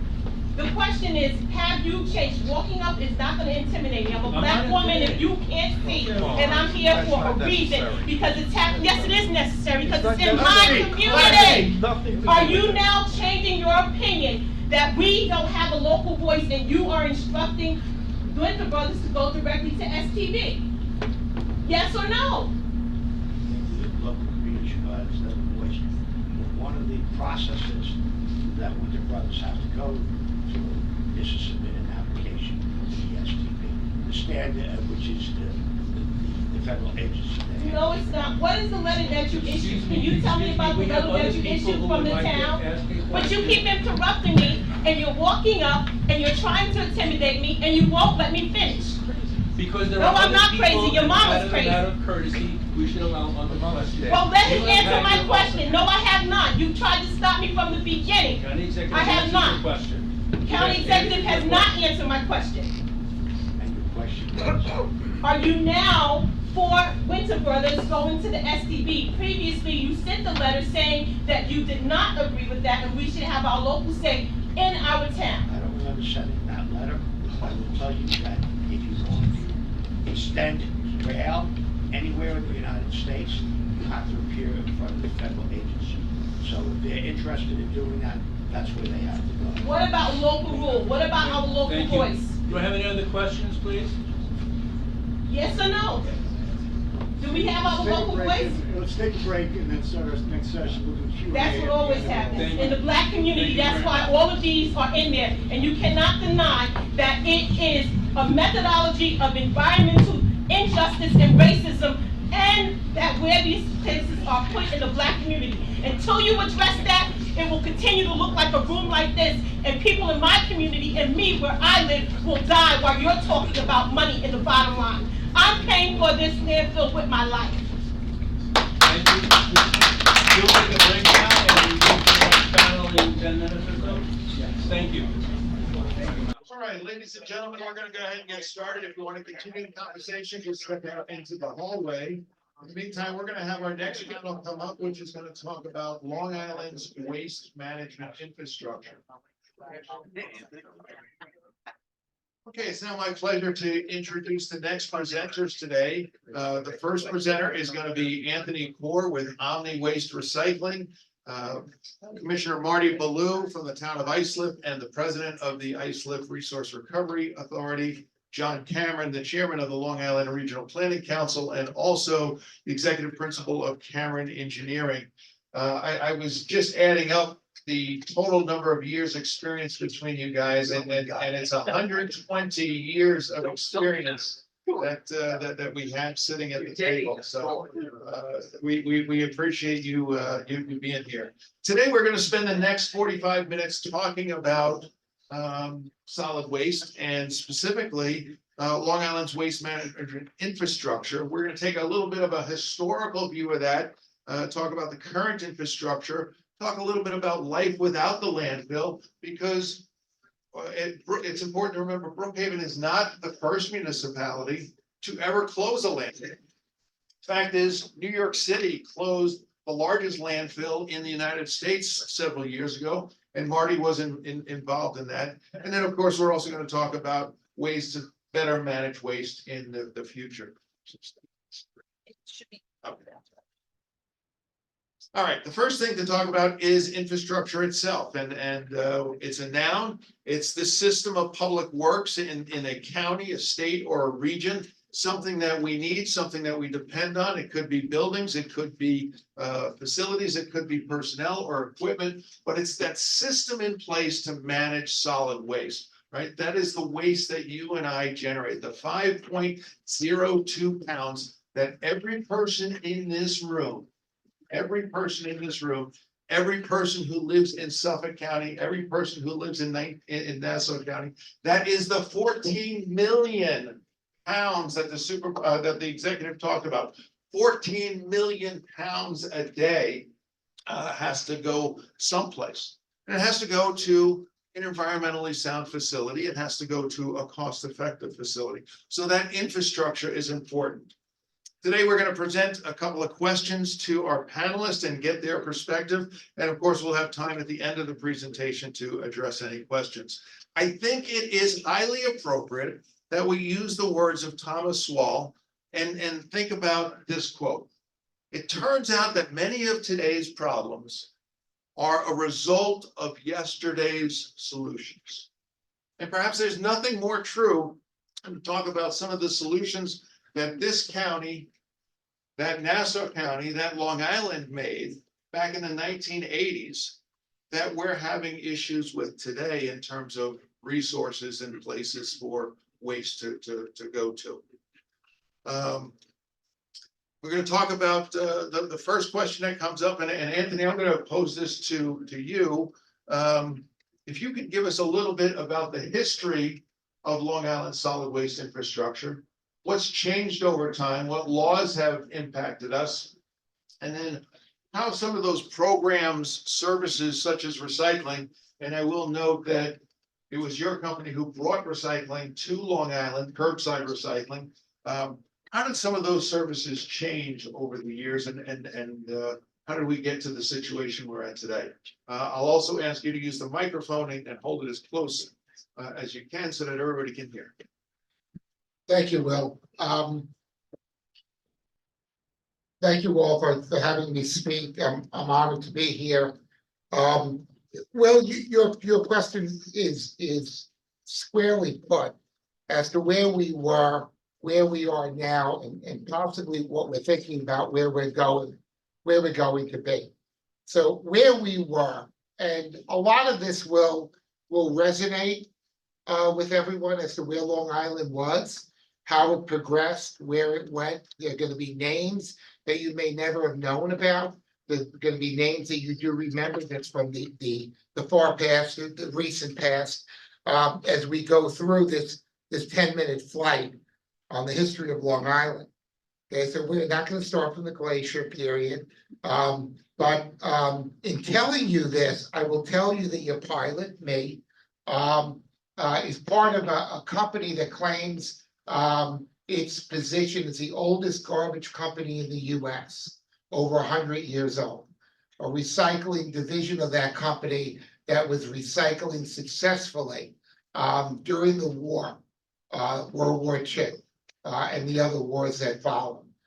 Company, as Will said, that not only brought more awareness and resources back into our infrastructure, but also with a distinguished engineering partner, started Omni Recycling, which did the first bottle and can program in 1987 in the country.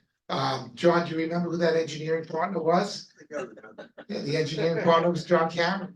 And in doing that, John and I co-founded the company Omni Recycling. Millions upon millions of tons have been reclaimed, saved across the country. And we're going to talk about the effects of doing that program on the legislature, because timing is an interesting piece as to what happened throughout the laws in New York State that affected Long Island. But let's first start off with, Long Island in the 1900s. Now, I can speak on this because I've heard the stories as an industry practitioner through a family business. So we started in Jamaica, Queens in 1923. Now, in Jamaica, Queens in 1923, I tell people all the time, there was no such thing as garbage or solid waste. Everyone had a coal-fired heating plant in their building, and they threw whatever garbage they had into that plant. That generated power and heat for the building, and what was removed was the ash residue from those heating plants. Okay, that's why the older companies they don't mention sanitation or garbage, it's ash removal. Rubbish was what they couldn't burn. Now, let's think about recycling. Recycling is not new. Recycling's been going on for 10,000 years. What have they been recycling? The precious metals, gold, steel. Okay, all of the alloys, not the ones that we invented recently, but the ones that historically have been through the evolution of man. So metals, and Kevin's family's made a great livelihood out of metals. The metal recycling industry has been here for a long, long time. When did it come down to really mass production? Well, let's think about Long Island in 1900s. It was farm. It was literally farm. When my family's company moved out in the early 40s, Old Country Road was dirt. Roosevelt Field wasn't a mall, it was an airstrip that Lindbergh took off from. So what you saw were farmland and farmland only. So now what did those early people of Long Island really need as far as solid waste disposal? They needed nothing. Why did they need nothing? Because whatever food waste they had went to the livestock. They had no packaging, they were their producers. So there was no packaging. We look at our waste stream today. What is our waste stream primarily made up of? Packaging. It's all about packaging, whether it be cans, whether it be bottles, whether it be plastics, whether it be cardboard and paper. It's all about packaging. So now let's take our journey. We started to have population, right? Now, what else happened? The war came about. Not so much World War I, but World War II. Now we needed all the precious metals that we could get our hands on for the war. We learned, John and I went to Erie in '89 to learn how precious tin was to the war effort and how to take tin off tin cans and reclaim that metal that looked like in that factory to be coveted, more valuable than gold, right? To our surprise. And in doing that, in doing the war effort, we started to look at resource management, we started to look at conservation, and we started to look at reclaiming the resources that we could. Why were we doing it back then? There were no laws mandating it. It was an economic incentive. It was an economic reason for doing it, a viability reason for the war effort. Okay, then Long Island emerged as really a war industry powerhouse. Sperry, Grumman, countless other manufacturing companies that not only produced war machines that we desperately needed, and the world desperately needed, but also brought in population. Okay, so now where do we stand today? Just thinking about it, because I want you in perspective. Nassau and Suffolk, if we were a state, right, Michael, 25 years ago, 51st, if we were a state, we would rank 32 out of the 50 as a state right now. Okay, if you added Brooklyn and Queens, which was New York's biggest worry, that Brooklyn and Queens would join, we would be the 16th largest state out of 50 with Brooklyn and Queens. So suffice to say, we have a lot of people. Okay, so now people are moving out to Long Island. Okay, what did government, private industry do? Well, we opened up dumps and we opened up incinerators. Now, the educators in the room, the students in the room know the difference between a dump and a landfill. A sanitary landfill, a Part D, federal approved lined landfill, an incinerator, a waste to energy plant. Okay, so the words are pretty technical. What we built was we built incinerators and we built dumps. Okay, so let's throw a couple of names out. Who remembers the North Sea landfill on Long Island. Right? Yeah, we're dating ourselves. Okay? Blydenburg landfill. Merrick, which now houses goats. Oceanside. Fort Washington. Islip. Bethpage.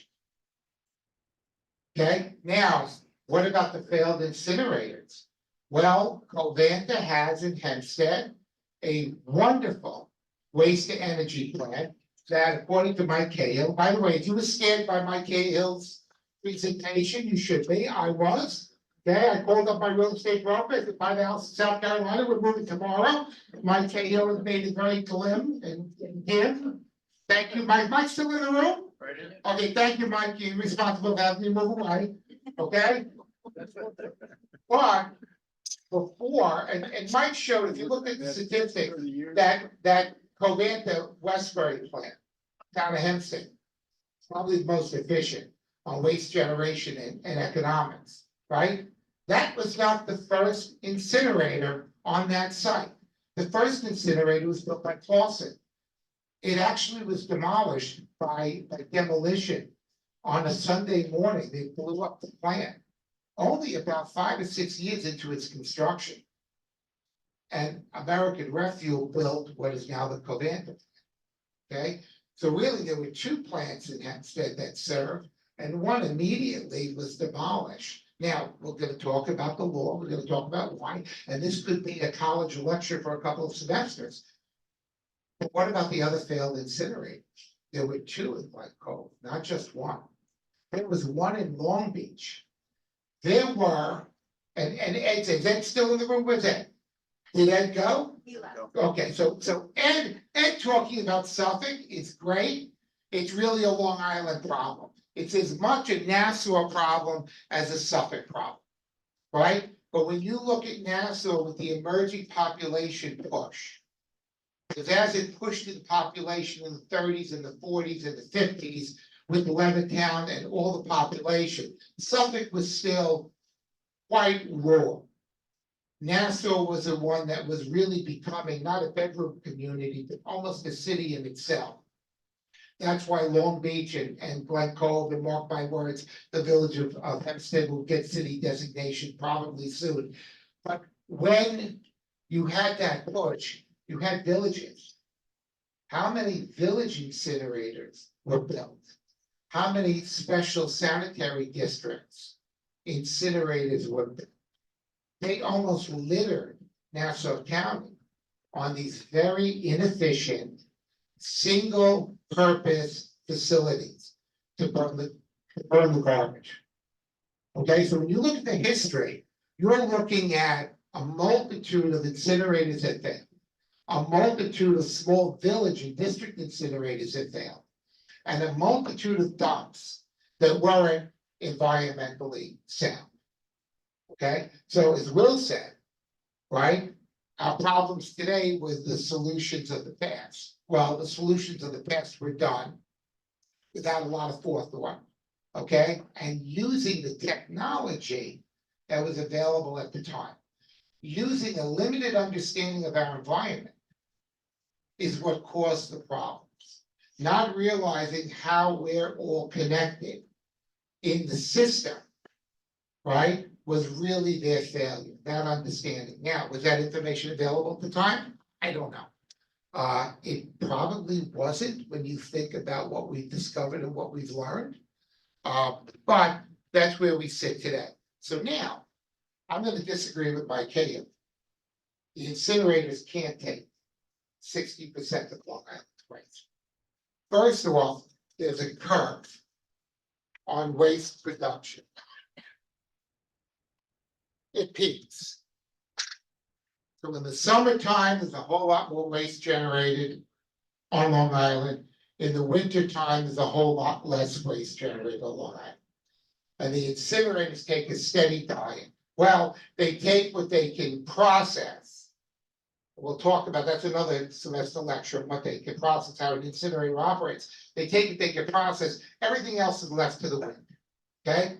So I would tell you that 45% is probably the real average, maybe 50 on a good particular year. We've had some fluctuations during COVID. And I will also tell you that if your plumbing in your home only works for 50% of the capacity, what would you say to your plumber? If your electric could only at any one given time run 50% of your appliances, what would you say to your electrician?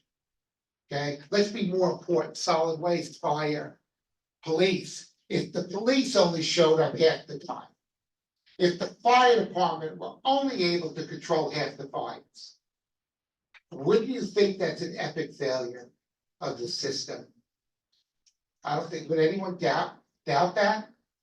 So for incinerator disposal, the disposal on Long Island, we don't get an A. Don't kid ourselves, we don't get an A, we don't get a B, and we're somewhere, we get an effort grade, or we get a show up grade, maybe. Now, thinking about that reality, right? Well, what do we need? Well, what do we have? Okay, what do we have? What do we need? What do we have? Well, we have a closed Brookhaven landfill, right? We have one small fill in Islip for C&D. We have 110 sand and gravel, which now has peaked, so people can see it. One sand and gravel was very, very, very successful being under the radar. Now it's somewhat over the radar. And we've got 4 waste energy plants. Okay, now Mike is right. The sale of electric, the pricing for that, the running of the plant is critical. And you wonder if Albany knows exactly what they're doing when they start to look at some of these regulations intended for a noble purpose, but causing consequences. I'm sure the engineers, the political people in the state that designed the landfill in Merritt thought that they were being noble. There was a landfill in Denton Avenue in New Hyde Park. I thought they were being noble. They were solving a problem. They were doing what really they thought was good for the community.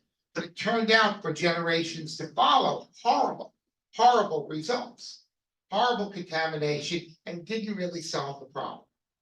Okay, so now let's add that into that law. Because is that law sometimes a problem? Is those laws sometimes a solution? Well, 83 Landfill Act. Again, another semester we could teach. And Mike and I are very unique. We're on the same side sometimes. We're against each other in court other times. So is it a love-hate relationship, Mike? It's a relationship. It's a relationship. Like most marriages, it's a relationship. I love you some days, I hate you others. But let's look at the legislation. Let's look at what Albany has us. We're a unique group to Albany. Make no mistake about that. It's not that Albany doesn't look at us and saying, well, finally, that's our bedroom community. That's our recreational center for Long Island. Let's love them. Let's captivate them. No. Albany doesn't make the distinction of our problems versus upstate's problems. And when it comes to New York City, Albany's hands off. New York City, you govern yourself. You have a mayor, you have borough presidents, you do what you need to do. Okay? Now, landfill closure act, very important. We were contaminating our drinking water. I've said this before, and I said this in this room years ago when I walked around. Save the planet, right? That's really a misnomer. My opinion is the people that want to pollute came up with that. Because nobody cares about the rock that we live in. And when we're all gone, the rock, I promise you, will still be turning around the sun. And without us, it'll clean itself out in a short period of time. What really we're attempting to save is not the planet. We're really attempting to save us, okay, as a species from extinction, because we need a couple of really important things, right? We need clean drinking water, or else we're not going to survive. We need healthy food, or else we're not going to survive. And we need a weather pattern that we can reasonably withstand. And all 3 of these things have been in jeopardy with activities that we have participated in. in. Now, don't get me wrong. There are other things that have happened that are outside of our control. There weren't a lot of people here when the Grand Canyon was built, or the plates moved through tectonics. When there was a great flood, and there has been floods, there has been melting of the icebergs, there had been 3 ice ages, there has been meteor strikes on the earth. These things we did not cause. And they will happen one day again, as they have in the past. Because looking at the past is where we need to look for the future. So if you recognize that we need to look for the future, then we need to put this together in a way that has cooperation. Okay, so now let's look at the legislation. Albany, everyone down here said drinking water is a vital thing. What was coming up in the wells, because our aquifer is our aquifer, but not like New York City, like water down from the Catskills and reservoirs up there. What did we need to do? We needed to stop landfilling as a practice that was polluting our drinking water. Okay? Stopping that technology of landfilling was vital. 1983, first set of laws. Cameron and I did Omni, curbside collection, gave the state a viable program. So what happened? Mario Cuomo, governor of the state of New York, signs an executive order, look it up, in 88, the year after. And what he did in 88 was mandate recycling source separation, followed by the Solid Waste Management Act of 1988 through the legislature. Okay, so what Albany did was reacted to us, and what we put on the table is a practical solution. Okay, since then, we haven't had a lot of movement. Since then, we haven't had a lot of movement. Ed talked about glass. I can talk about, I've been walking glass for 40 years, haven't I, John? Okay, I'll even tell you what I did recently that I think is brilliant. Will it ever be duplicated? Probably not, because we don't have the economic drive for recycling that we should. So why did ancients melt down metal, precious metal? Why? Because it was easier to melt what they had than to try to dig it out. Right? It all goes by the economics, not by the legislature. Don't think that we're going to solve this by legislation. We're not. It has to be solved economically. If we solve it economically, we can take a look at what we're doing. I would tell you that after those pieces of legislation, and then everything Mike talked about that's on the horizon, and I don't get, after all these years, I don't get excited, because some of it happens, some of it doesn't. It's like a veiled threat sometimes. We can all, and I don't think Syed came, so I could say this. DEC is not our enemy. They're not. They're a bunch of people trying to do a job on what's been passed by government as laws. The only thing that I would recommend to them is those laws are highly interpretable. You have to interpret them, and you have to interpret them with the practicality. Okay, for the practitioners, maybe for the practitioners, the recyclers, the garbage guys, scrap metal guys, take a breath of morality as to what our purpose is on Long Island, and not so much on the economics. Okay, make it a moral imperative for the politicians, right? Don't make it the soundbite, make it the practical solution. Okay, that's where we are, where we're going. If you think about all these facilities that I just talked about that are now closed, we're now down to less than a handful. So it is, ma'am, a problem. It's a problem. And shipping off Long Island is very, I wouldn't say unsatisfying. I will make one comment about that. The carbon footprint of sending a truck off Long Island, the carbon footprint of sending a train off Long Island, the carbon footprint of having sanitation trucks that are very small payloads drive all around Long Island for dumping has an environmental impact, has an environmental cost. No one to date has assessed that environmental cost versus the others. Government on Long Island can promote recycling uses product reuse, they can, they have to have the instruction to do. I don't think the executive order would have been signed if we didn't come up with a solution. And immediately the world, John followed us, the world did. Not just Long Island, not just New York City, and the former recycling commission from New York City is here, right? When we did that program in New York City, followed months later, very, very quick. Okay, so as we go through this, it's really, we have to be goal oriented. We have to remember the mistakes of the past because we didn't have enough information. Look at that, vet those solutions. I'll make one other comment. I love getting the incineration, the waste energy guys in the room with the landfill guys. And they both argue on who's better. And I love that because no one here can make a definitive call on which one is more economic, which one is more environmentally responsible. They both today, under today's technology, right, have proper safeguards. They do. That's why when we brought out plastics out of the waste stream, it was to safeguard clean air. All of the incinerators shut down because of federal clean air regulations, because they were polluting the air. Right? When you think about this, a new state-of-the-art Long Island landfill, properly managed, properly lined, leachate, protected, not over a deep water aquifer, may not be the worst thing in the world.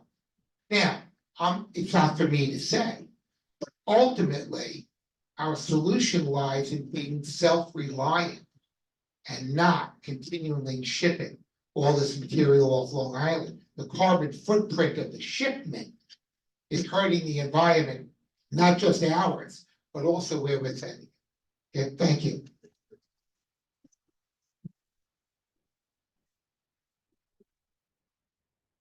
Okay, the next question for a panelist is, let's talk about what happens when the Brookhaven landfill closes. As I mentioned earlier, it's not the first time a municipality is closing a landfill.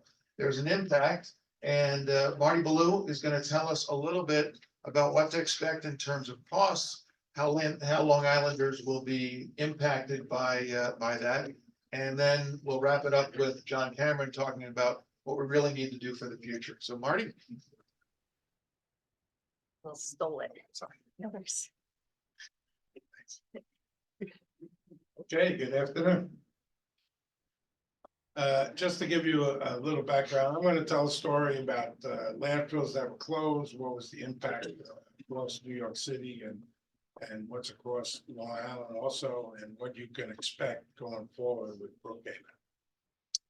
When I said earlier that waste disposal is a dynamic operation, just to show you what goes on. You know, in the early 1900s, this is the way we unloaded garbage. Okay, that was ocean dumping. That was prior to a lot of landfills being built. Okay, so just to give you an idea of the environmental stuff. The picture on the right is the Mobro. Of course, everybody's familiar with that. You might not have seen this picture. This is when we unloaded it. I was actually one of the supervisors that unloaded it at Southwest MTS and Southwest Incinerator back in '87. And one of the things I do remember vividly was the crickets. It was loaded with crickets, even though it took a 6,000-mile journey. You had to tuck your pants in your socks and all. It was pretty interesting.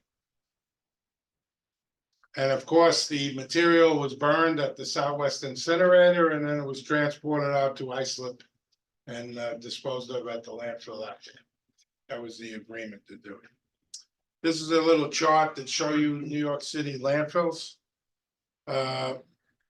You know, what you might remember is, or well known if you go to the city at all, Battery Park City is built on a landfill.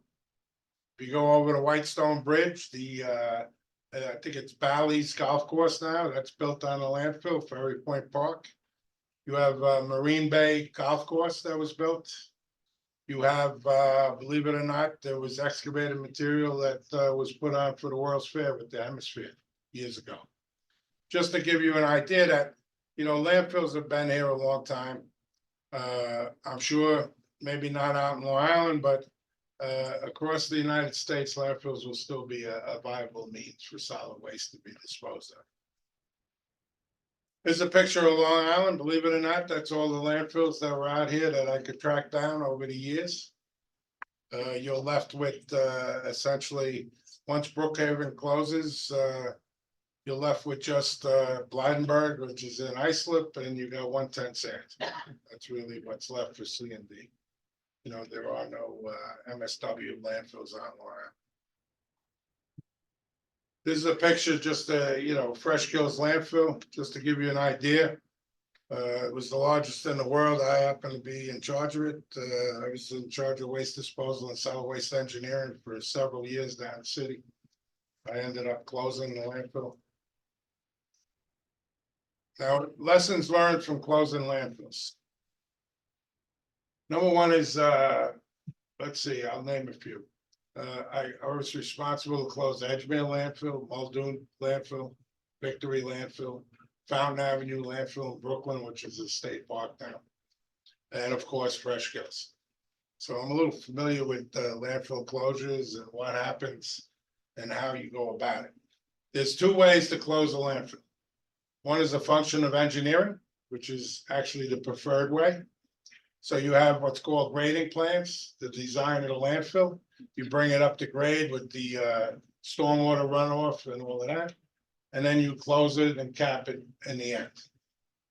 The other way that it seems like, and I went through one of them, is a function of date.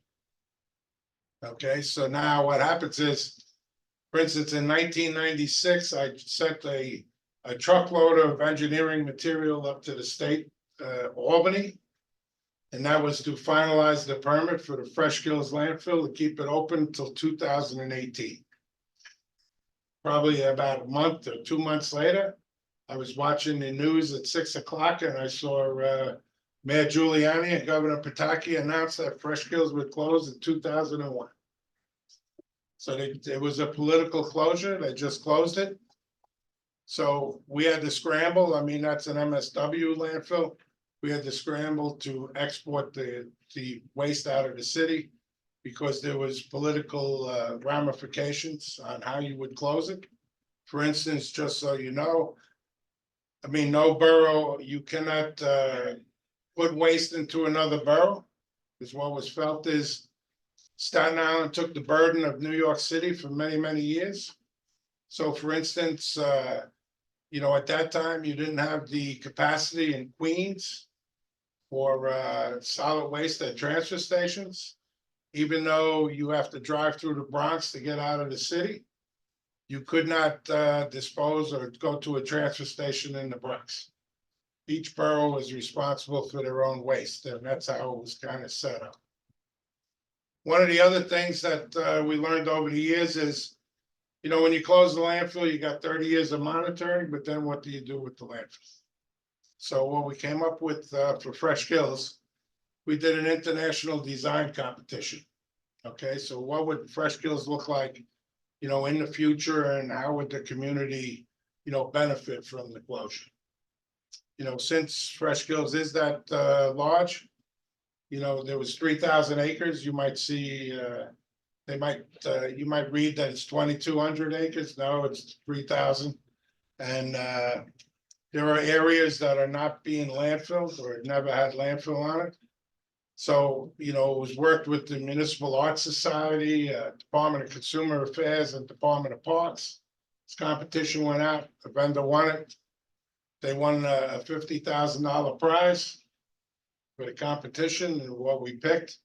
And they're the company that's actually designing the future use of the landfill now, working with the Parks Department and all. I mean, there are certain sections that are open. Okay. But one of the things is, because of the function of date with the landfill with Fresh Kills, you're not up to the proper engineering grading. And that is a big cost to either the city or the town. If you close a landfill ahead of schedule and you're not at the proper, you have to get an alternate material, which you have to purchase. Fresh Gills because it wasn't built in cells, it was built in one geographic area, so there was a tremendous amount of material that went in there. The other thing that happens, that you won't consider now, but after the fact is, for instance, Fresh Gills, we closed in March of 2001, ahead of schedule for December 31st of 2001. And of course, 9/11 happened. So I reopened the landfill because that was, we weren't restricted until December because there was no other place in the city you could actually set up the program that I had to set up for the removal of all the material from 9/11. So, there's considerations, it's understood now, you have a landfill. When a storm hits, that landfill is very valuable that people don't realize. But I just wanted to point out, you also have to address that when you do close the landfill. I say, sounding the alarm. Mike mentioned a little bit about it, the CLCPA, Climate Leadership and Community Protection Act. They're very much involved with environmental initiatives, to benefit everybody. One of the things they do is cap and invest. Cap and invest is reduction of CO2, various things, and it's a very costly thing. It'll go from, I believe, it's $25 a ton to $54 a ton. Okay, that's the cost of cap and invest. So when I mentioned earlier the $5 on the surcharge, this is an additional cost that's going to go on. And as Mike put it, it's coming pretty soon. So people have to be aware of that. That's all going to be borne by the residents. So the residents, probably by next year, it's going to be a big hit, and it's especially in Long Island. You have the solid waste management plan. I mean, the $5 charge. Their plan has 187 action items. I know Dave Vitale always tells us. I mean, most of it is to increase recycling. One of the things, I won't say it's a problem, but there's a communication problem or issue with recycling. Recycling's been around for over 30 years. The rate kind of leveled off. And you're still missing a lot of material, that's in the waste stream. So it tells you it's hit a point where either the personal behavior of people have to be changed. Maybe, do you hit them in the pocket? I guess that's one way you could probably get compliance. I mean, but all of these surcharges and cap and invest and all, it's not necessarily, it doesn't individually hit anybody in the pocket. And I think some of that, there has to be some more thinking about it to see how do you really convert the people to do more recycling in a very, compliant way. And I want to mention is Long Island is extremely different and unique from the remainder of the state. When the landfill law came out in '83, yes, they closed the landfills and they came up with a unique solution, actually, which they built 4 incinerators.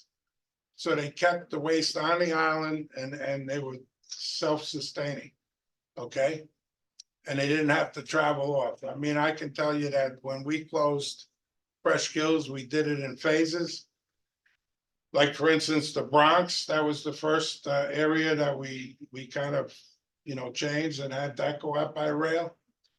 The round trip rail line down to Virginia, that's where they were going to a landfill, was 21 days to start. It dropped down over time to maybe 9 days, and now it's about, I think, 11 or 13 days round trip. So Long Island came up in incinerators, so it kind of stayed on the island for about 1.7 million tons out of the total amount of tonnage that's on the island. So, you never, I mean, everybody knows the congestion that's on the island, trying to move around, get off the island. That's because, you know, you have a benefit with the incinerators. I just want to point that out. The waste is still here. One of the things environmentally, sole source aquifer that caused the law. I think I mentioned it earlier. I mean, you know, if there's problems elsewhere, I guess the state DEC will have to look at whether the technology has made it where you could build another landfill in certain areas that are on the aquifer. That's an idea. It's all about quality of life. I mean, landfills run the wrong way is a quality of life issues. Landfill run the right way is also a quality of life issue. I mean, if you're transporting, like Anthony said, off the island, you know, you're generating, I think, 11% of the CO2 that's generated is from transportation. So if you increase the transportation that goes off the island, you're adding to the CO2. And of course, illegal dumping issues is a big issue. Congestion, we all know about it. Everybody travels on the road. I mean, any landfill that closes, like for instance, Brookhaven, they do about 750,000 tons a year of C&D. I mean, that would be in the order of, let's see, about 75,000 additional trucks a year that would have to go off the island if you strictly did it by truck, you know, just to have an idea. You also have regulations from DOT, the electronic logs, where the tractor trailer drivers are not allowed to drive excess hours, which is a good thing, but it limits what you can do if you're disposing a long distance from Long Island. And a lot of times they travel at night. They go through under 60th Street in Manhattan.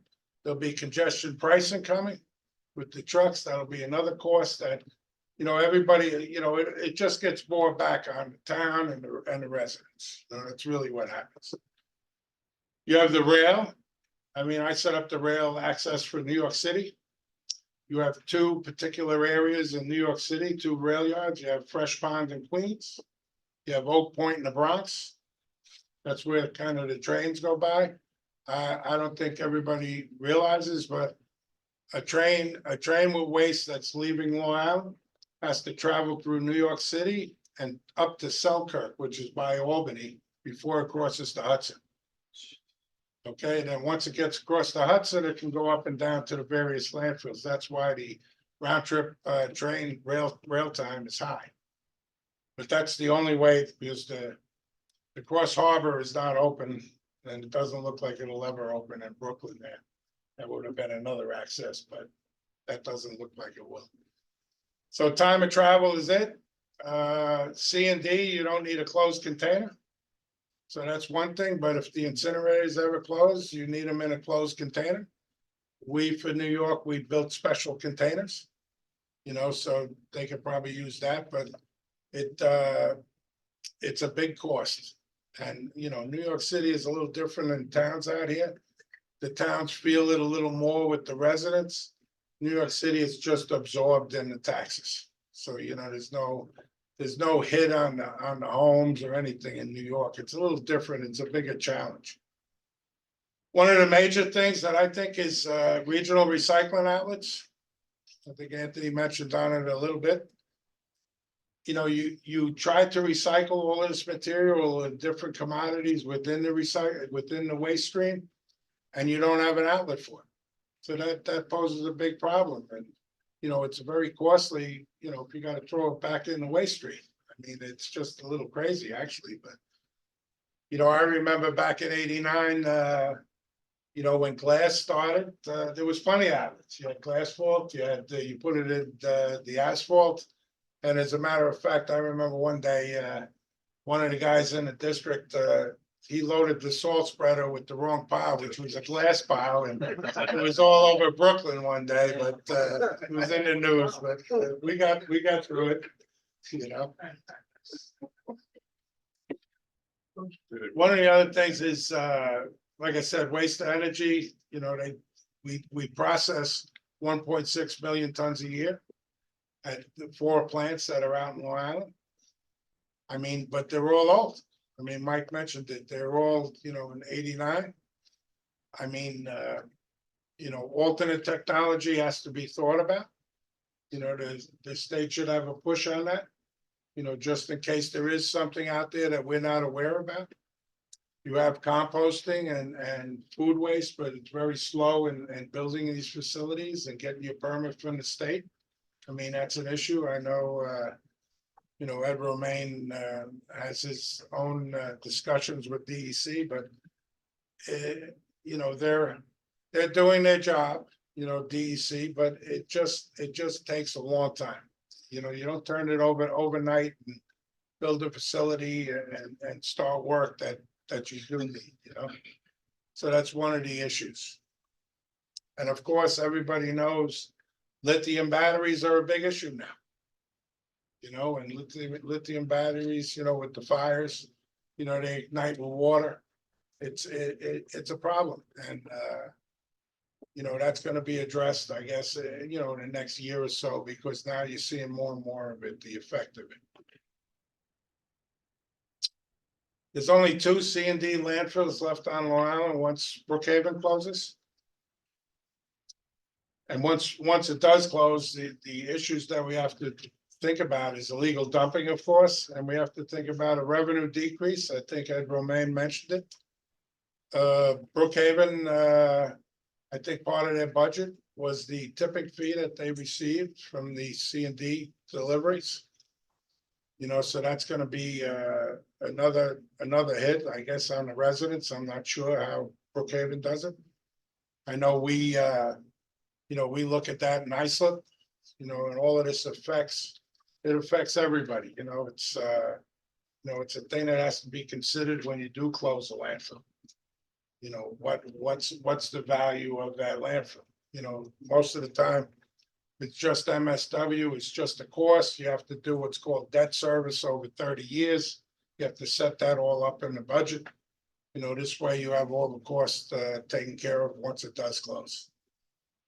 But right now with Brookhaven, the control was under a township. Now the control is not going to be under the township anymore. It's private industry. They will find the least economic impact. So they'll be driving all over Long Island or wherever they can to, move the material. So that adds to the congestion on the road. And then the other issue is when you do close the landfill, storm debris, where do you put it? I mean, a lot of times the landfill is your outlet. I mean, I know we use our landfill in Islip. We also use the composting facility, but if we lost the landfill in Islip, it would be problematic. That's where the state has to be in tune.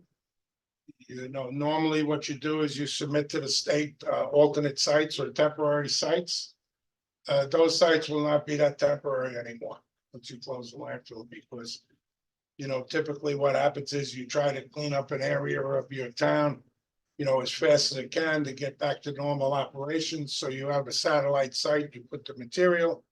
This way you can catch up later when it quiets down. At least the residents are back to normal operation. But now, without the landfill, you're gonna have to let out contracts. Everybody knows you're in the township. It's a little different. You can't just, have an individual and start paying them. So it'll take months to do that. So these sites will be there for quite a while, just so you know. Of course, the actions to do it, public education and outreach is number one. I mean, and that's critical, anywhere. You want to reduce waste generation.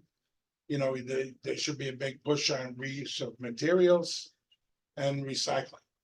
That should be the focus on what goes on. On the transportation side, you have 3 avenues. I know somebody said that maybe not barge. I'm familiar with barge. You can move waste through barge. Okay, the program we set up in the city is through barge. It's barge, rail, no truck. But out here you have rail and truck, and you have the possibility of barge if you'd like to do it. Somebody could come in and design it. But the rail, I believe, there has to be some infrastructure work that's done.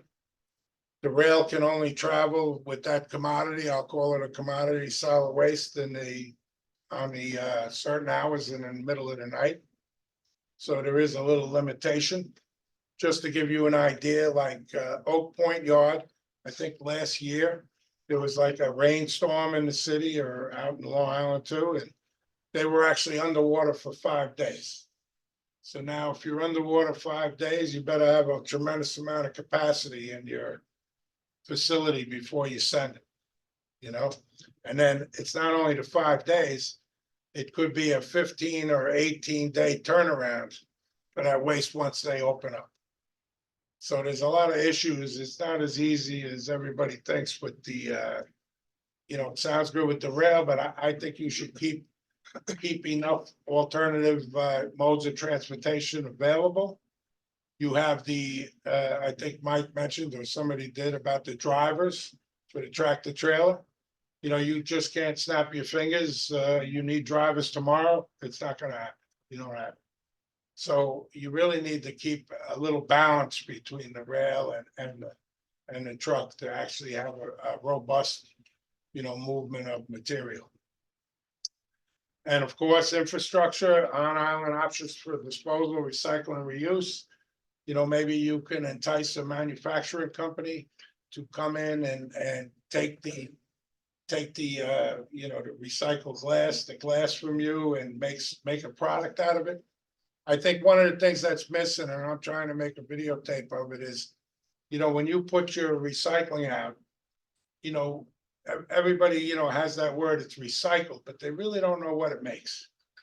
So I'm trying to do from cradle to grave and, make it so that it goes to a plant and it physically makes a product. So people might be able to see, what it makes. So maybe that will jar them to start throwing more material in it, up the recycling rate.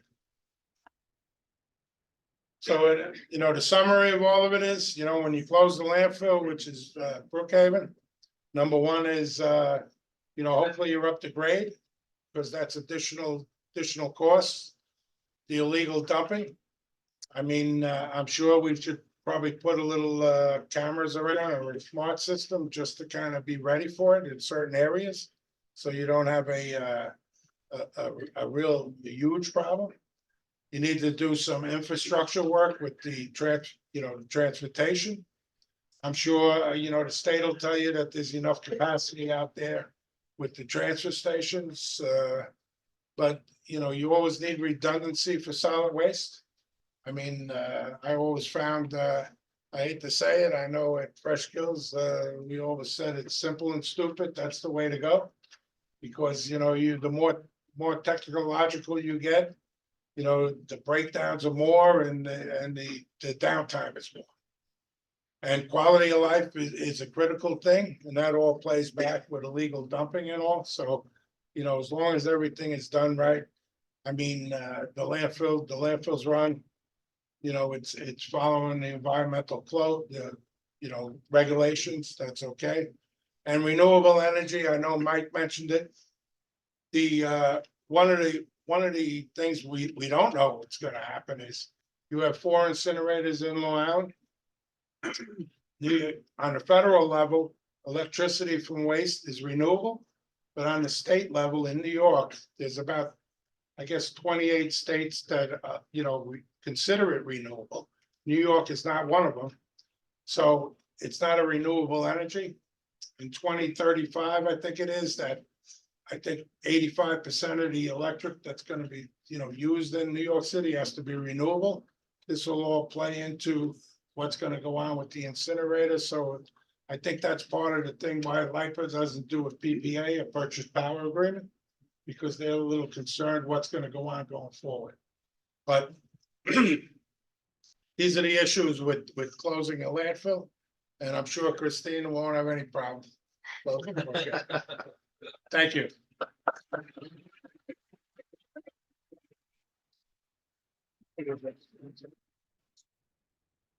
Okay, and I know we're running a little bit behind schedule, but John Cameron is just gonna talk about more of the future and specifically ask a question. So the first thing we have. Yeah, slides. So recognizing a problem doesn't always bring a solution, but until we recognize that problem, there can be no solution. So John, the first question is, does Long Island, obviously the people in this room know there's a problem, but does Long Island recognize that we have a problem? And if you had a wish list, what would it be to address that issue? Thanks. Well, first of all, I'd like to thank Will on dating us for 120 years of experience over here at the table. Frankly, a number of us go way back on this, and I just want to mention to you that interesting enough, Marty mentioned about the Mobro. One of my grandsons came back from the library about 6 months ago with this book called The Garbage Barge, and Marty knows it well. I just couldn't believe here we are. But a number of us actually have some experience, and I'm going to call him Michael White, because Michael White was with me back then. We actually ran the Oyster Bay transfer operation at the time for a couple of years, and it was actually the largest ton-mile transfer operation in the country. So, in fact, we were hauling waste as far as Michigan. But how it came into play was we had so much waste when the guys, the entrepreneurs, I call them entrepreneurs, leave it at that, who were looking to move the Mobro down south. Their big mistake, by the way, was never covering it, so people they didn't know what was, if it was covered, they wouldn't know what it was. But they looked at it, it was bales of garbage. But they came to us through some, I'll say rabbis, but to try and get some waste from Oyster Bay, because we had the largest control of waste at the time. Thank God we declined, because otherwise we would have been in the news, just like the town of Islip was. In fact, for those of you younger people who don't recall or don't know it, it was before your time. The town of Islip unfortunately became a national joke it was actually on the Tonight Show. And they were so embarrassed by it, but never wasting a crisis. The town, after taking the ash back, Marty got the waste burned, taking the ash back, became a leader, and frankly is the leader on Long Island of all the municipalities of handling their waste, the most comprehensive management plan they have. So as a result, they came out, and we actually were fortunate, got selected. We designed and built the town's their MRF, which was actually one of the largest MRFs in the country back in '88. Responding to the Mobro, they took it and they made it positive out of it. So let's see where we are here. Okay, so just a little background, trying to get some, try and distill everything down here. So here, Long Island, the nation's first suburb, and actually the largest island in the continental US. And you want to try and put some perspective on this here. With a population greater than 2.9 million people, that if we were a city, a lot of people don't realize this. We merged our company with a national company last year, and they don't have a sense. They're headquartered in Illinois, near Chicago. So I put it in perspective, said, if we were a city, we're bigger than Chicago. We actually are. We would be the third largest city in the United States. We actually have a GDP greater than 17 states. In fact, in New York State, we're the second largest economic engine. Rich Gardino and Liz Kohler here from the Planning Council with me also. A couple of months ago, we actually had an independent report done presenting on what the tax imbalance is, what Long Island sends to Albany and what it sends to Washington. We send to Washington $24 billion a year, more than we get back. Okay, in New York State, we send 15 billion more to New York, to Albany than we get back here. Unfortunately, that number is twice what it was 10 years ago. But it's a major number, which signifies how important Long Island is as an economic engine for the state of New York and the country. Second in New York State, frankly, to New York City. And frankly, with our diversity here of 2 counties, 96 villages, 2 cities, and 13 towns, we have challenges. We pride ourselves on home rule. It's one of our greatest strengths, but it's also one of our greatest challenges too. We generate, it's been talked about before, 2.6 million tons a year, which is over 7,000 tons a day of MSW. And with the Long Island landfill law back in promulgated 83 and enacted in 90, we have very limited disposal options here on Long Island as opposed to the rest of the state, the rest of the country. And you hear different numbers depending upon whether you're talking a private sector or municipal sector, but it's definitely over 30% of our waste is being hauled off the island. And we actually, we had a TALS meeting a couple of months ago in Islip Town Hall, thanks to Marty, where we actually went over the, and Syed was there, DEC, on the various, the status of various rail transfer operations in the county. And there, and actually on Long Island, there are 7 that are in various stages, some permitted and some in various stages of development. In addition to the MSW, and I just mentioned about that, we have limited options, et cetera, but we have additional waste materials that really require recycling and or disposal here. The glass, and I'm one of the first ones to talk about it, I actually was a plant manager of a resource recovery plant. So we can talk about it with glass. The problem is you pay on the front door when it goes into on the tipping floor, and you pay out the back door when it comes out as ash. But as Marty talked about earlier today, if you're now going to put another $5 on because it's going into an incinerator resource recovery plant coming out the back, you're adding $10 to glass. You're adding $10 for the price of glass. So it's becoming very cost prohibitive. Another material which requires disposal and or recycling is organics. And it's a large contributor to greenhouse gases, CO2, CH4, et cetera. But it is highly recyclable. Getting back to again is you got to get the material collected, and then it's got to go to an approved facility for composting and or anaerobic digestion. C&D we talked about, especially following the Brookhaven landfill closure. There's only going to be 2 sites on the island that accept that. Ash, and we have Frank Rathel here again. Our I would say our maven here on ash, who started decades ago. And unfortunately, that work hasn't progressed the way we would like it to move forward. And we have Ed Romaine looking like he maybe won't take a leadership role on this, but we need to do something about ash. Just can't keep disposing of it, and especially when that landfill closes and you're looking to haul that material off the island, either by truck or by rail or even by barge. The costs are going to start going through the roof for the resource recovery plants and all the taxpayers that go into that. I mentioned earlier, just we have a challenge on Long Island, and Anthony Poor brought it up too. Whenever it comes up to talk about solid waste or recycling, an old maven said to me many years ago is garbage goes where garbage goes cheapest. Same with recyclables. There has to be an economic market. There's no economic market. It's not happening.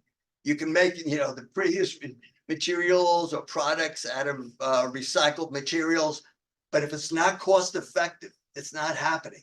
Unless if it's not subsidized and mandated, it's not going to happen. So the key is we really need to, next thing here, we need to establish those markets for recycled commodities here, and possibly, and we have Karen Bloomer, who's a huge proponent of establishing manufacturing here on the island for these recycled materials. So there is an opportunity, and I'll just mention one of the recommendations later as to what we need to do in order to establish that market. And again, on the plastics is we need to get that EPR bill passed in Albany. And I know Adrian and her assistance campaign, a number of other organizations pushing very hard to try and get the EPR legislation passed. What are our waste management needs? First and foremost, going back, as Anthony mentioned, he and I go back to 87 when we founded and built Omni Recycling. And why was recycling effective? Well, why could you capitalize those facilities? How did you get these programs going? It's because kids came home from school and they said, Mom, Dad, you can't throw that in the garbage. That's recyclable. They got educated in the schools. We've lost it. We've lost our way. We haven't progressed. I don't want to say it, but we just have not progressed in decades on how that material, how that, those programs got started. So public education is the key, and I really believe through the schools, you will get the pressure on the parents and on businesses and on government leaders also. But it's also, it's the children's future. It's their planet too. So we need to move forward on the public education programs.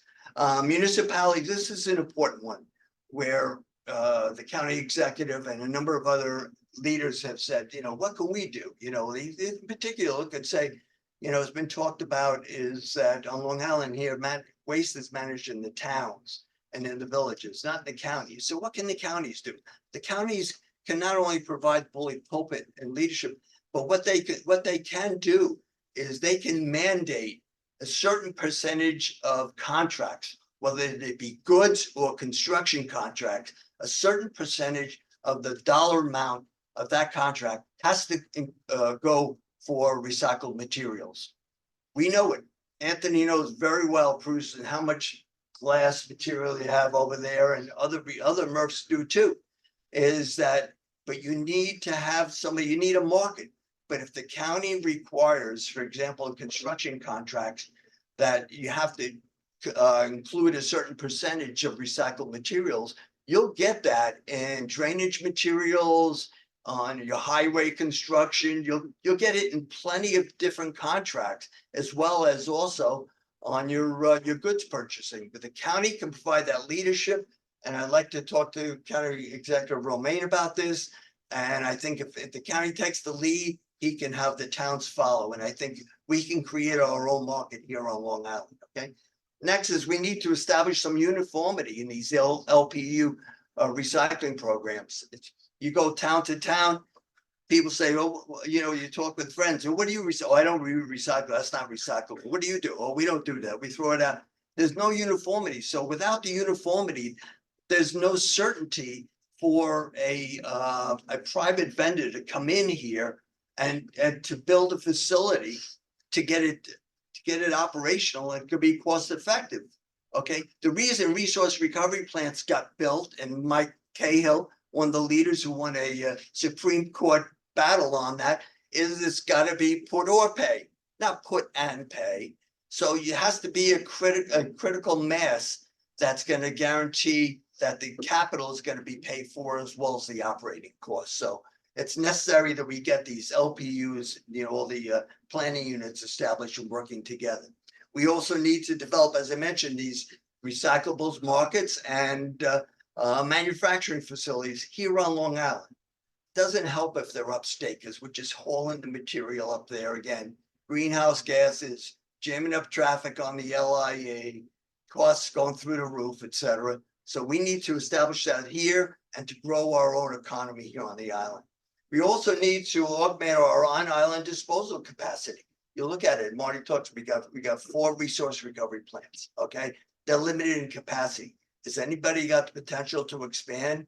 The likelihood of building a new one, getting it sited and permitted is kind of remote, I think, to say the least. But we need on-island capacity. Otherwise, it's just going off the island, again, jamming up the LIE, adding CO2 to the atmosphere, adding costs to what already an unsustainable burden here. And we talked about it here, we did on the planning council, we did back in 2010, we did 25-year sustainability plan. One of the top 2 impediments to Long Island's future sustainability is its unsustainable tax burden, okay? When you look at it, you got to pick up the news and everybody's leaving the island, regulation, the taxes, etc.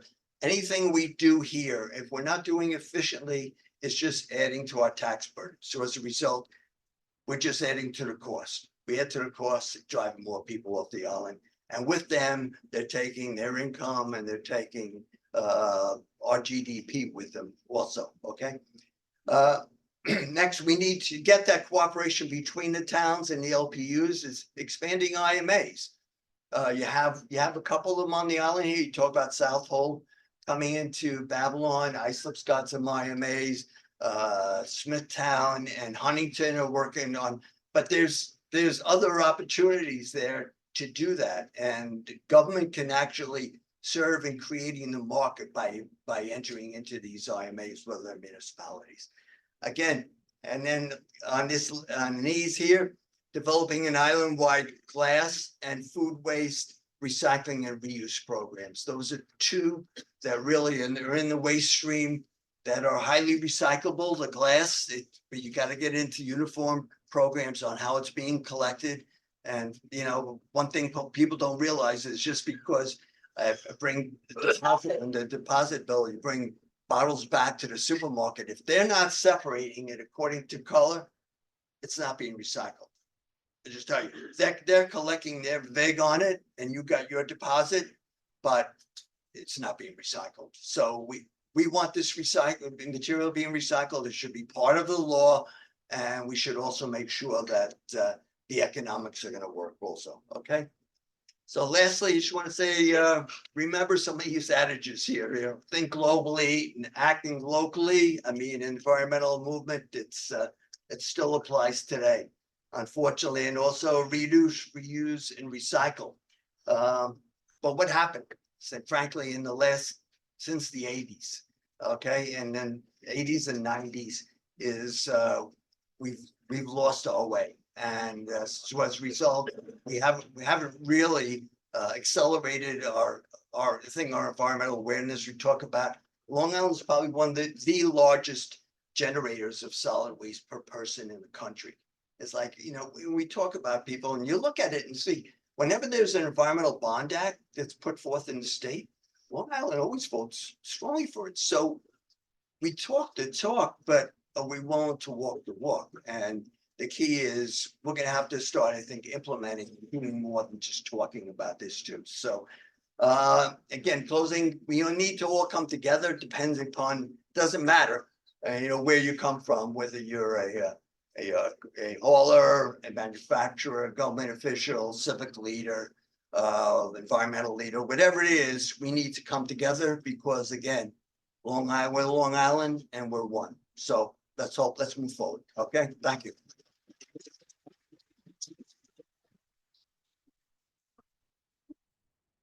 Leave you with one more quote, certainly, as we've heard about, the information with the garbage tax coming up, there's no art which one government sooner learns than another than draining money from the pockets of the people. You know, these taxes are hidden taxes and they're a problem on Long Island. But I think everybody has talked about how this infrastructure is expensive. It does cost money. And it is going to become more and more expensive, but it's something that society certainly needs as we continue to manage the 14 million pounds of waste that's generated every single day. I know we're running behind. We're going to turn it over to Mike Cahill and talk about one of the potential problems of poor solid waste management, and that is illegal dumping that can plague Long Island. So with that, I'd like to thank our panel and have Mike talk.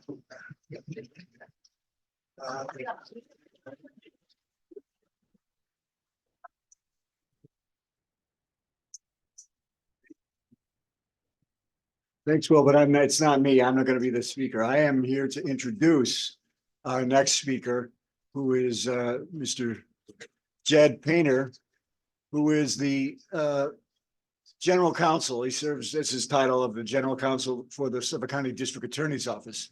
He is speaking here today because our DA, Ray Tierney, has some busy cases to work on, and Jed is instrumental in the subject matter. Jed, his title is General Counsel, but we translate that into English, he's the problem solver in that office and runs it. And he started in NASA. He's a trial guy going back many years, right? I hope 17. Yeah, okay. That's a small amount compared to some of the old guys here. But Jed is going to address the problem that the Suffolk County Legislature has recently attempted to address with legislation, and the DA's office has invested in several prosecutions that targeted people who were apprehended doing the illegal dumping. It's, as we've all said, it's something to worry about for the future. Jed? Thank you. Yeah.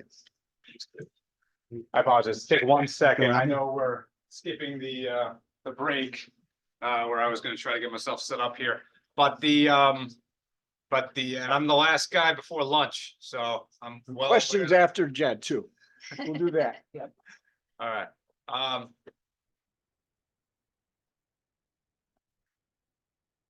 Clicker work?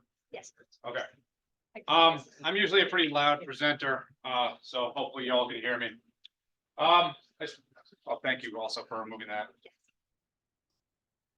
All right. So as I was introduced, I'm the general counsel of the DA's office. It's sort of a chief of staff role. I do a lot of boring things that are business facing, like contracts, human resources, recruitment, all the procurement processes. So I definitely know my facilities manager. So that is definitely a big part of my portfolio. But as a prosecutor, I started out in Nassau, and now I continue in Suffolk, where I live, with a specialty in actually.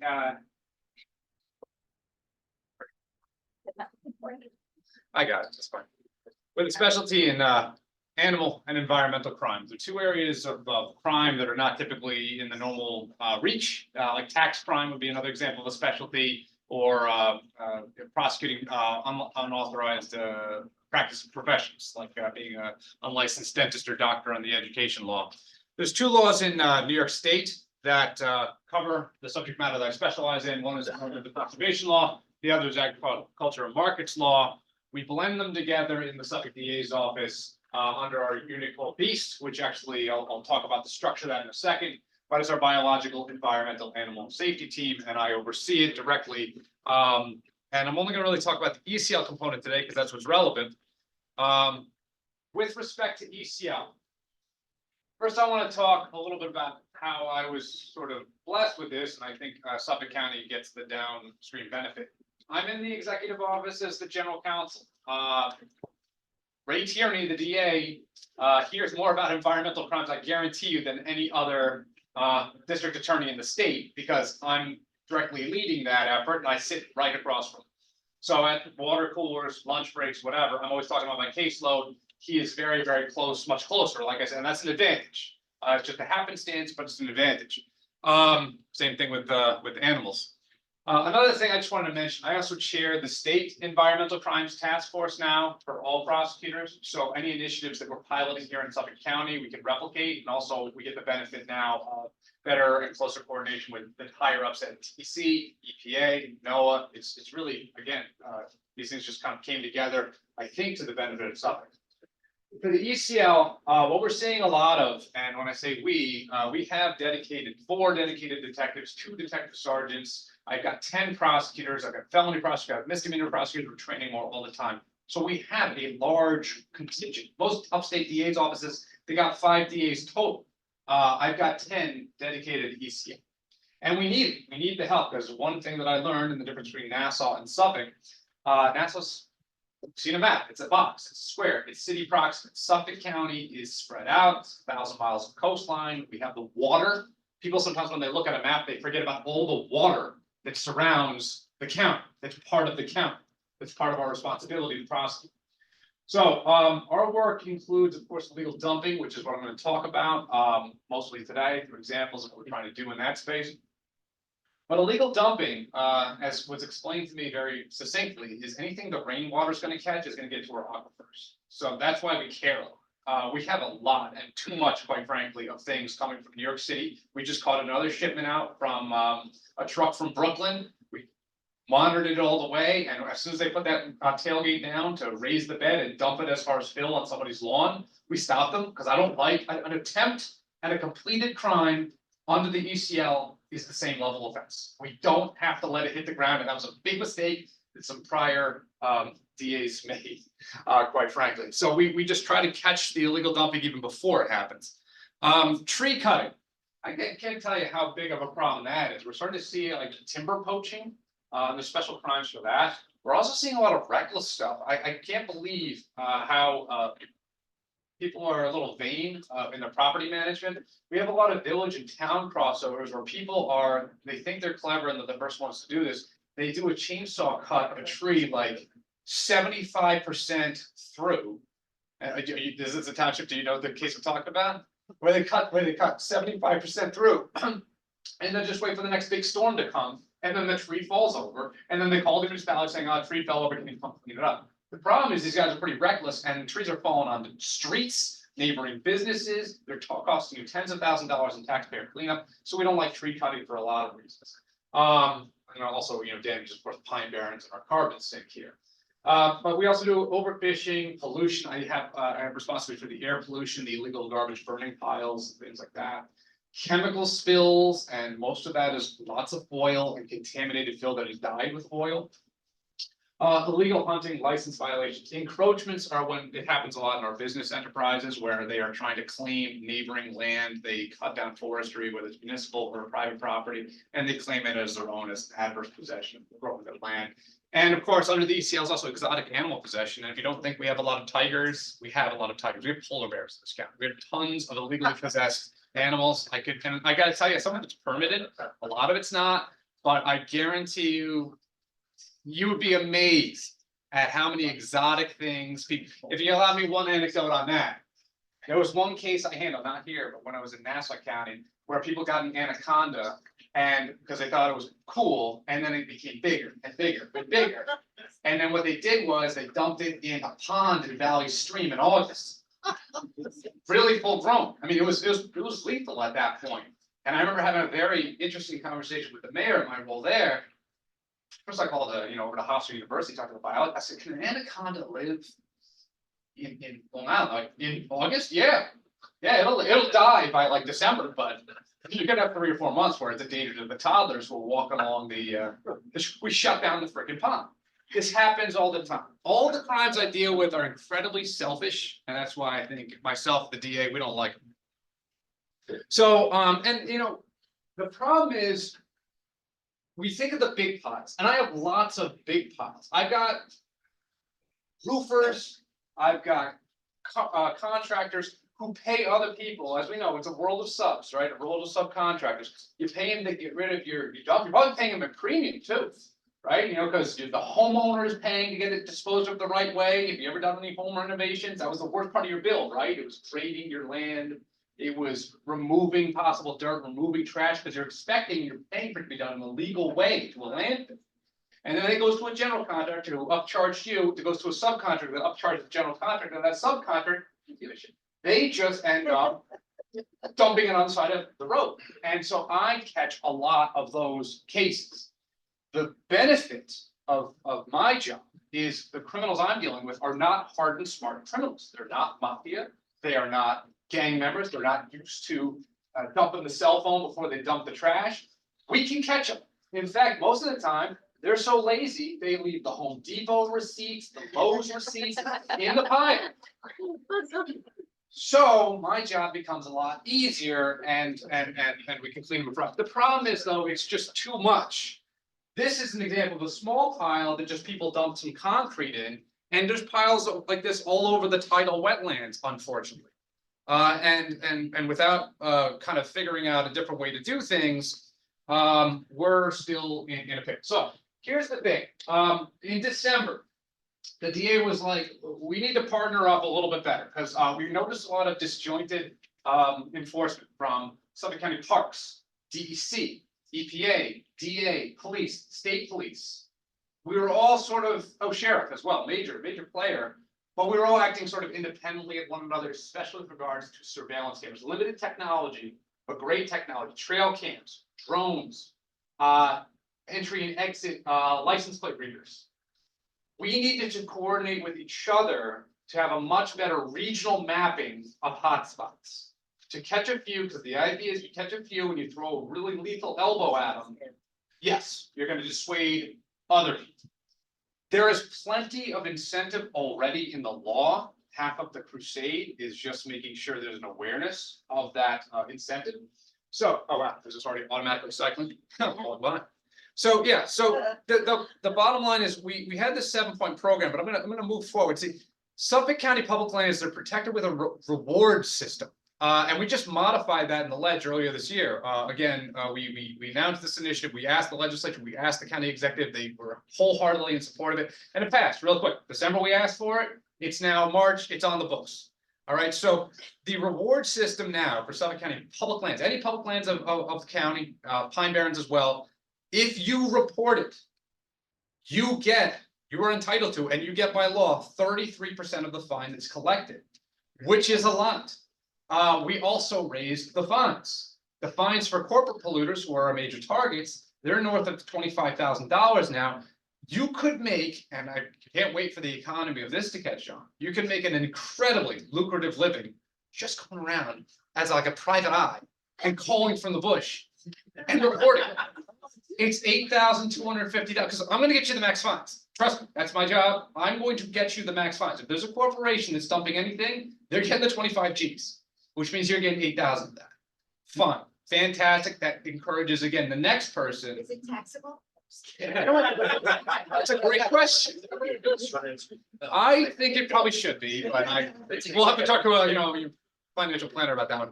Here's another thing. We partner with Crime Stoppers as well, and Crime Stoppers doesn't care about our reward. Crime Stoppers will add $5,000 on top of that. So if you just want to go for a walk every morning with your dog in a park of Suffolk County, you could win the freaking lotto. I'm dead serious. And when we were at the press conference, me and the park rangers were looking at each other being like, we're now officially on the wrong side of this. We're making a system that's too good. We should really just, instead of working for the public, we should just be private eyes, go out there and see who we can spot, because we're going to make sure we do. It only really works, of course, if the DA is really going for max fines. But I'm telling you right now, I'm running the unit. They're going for max fines. One gap, though. We've encouraged municipalities to take a look at the Suffolk County legislation and match, because we do not want, it would be a mistake of government for us to just push the problem to villages and townships, townlands, villages. So we encourage them to actually follow suit, so that way, no matter what, there's no incentive to dump on a different area of government land. Okay. Surveillance systems, that was another major push. We took a big burn jag grant, and we pushed it into more drones, more LPR license plate readers, and a surveillance system. Trail cams are really good. Plot cams, they communicate with each other. They go right to the phone. We know what's going in. We know when somebody's coming out. We know the hours. So we already know if it's like close to dusk and there's a big construction truck going in at 8:30 p.m. The cop cars will be there. Okay.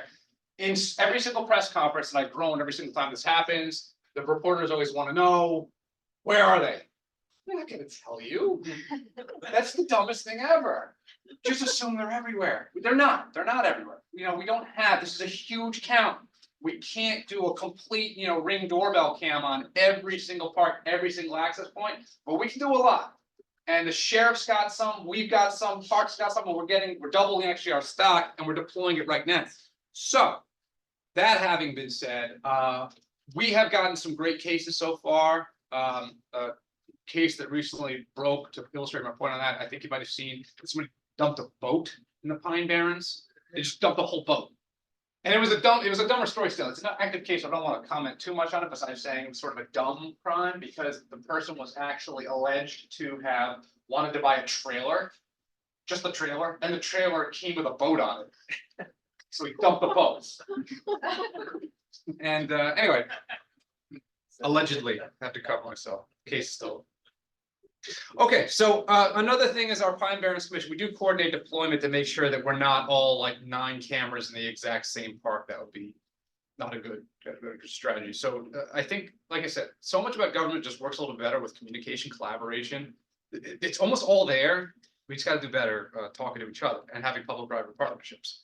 Another one we do is we married our beast operations with our asset forfeiture operation. Asset forfeiture operations, we got some of the best asset forfeiture people in the world. Just like I chair the state environmental crimes committee, the Suffolk County Forfeiture Bureau chief chairs the state forfeiture. Like we have some like leaders of the state here in Suffolk County. So we got, that was a natural marriage, and we have started seizing corporate equipment. If we seize the trucks, and we have a few, and that's when we get the fast calls from the defense attorneys. Like, how do we resolve this very fast?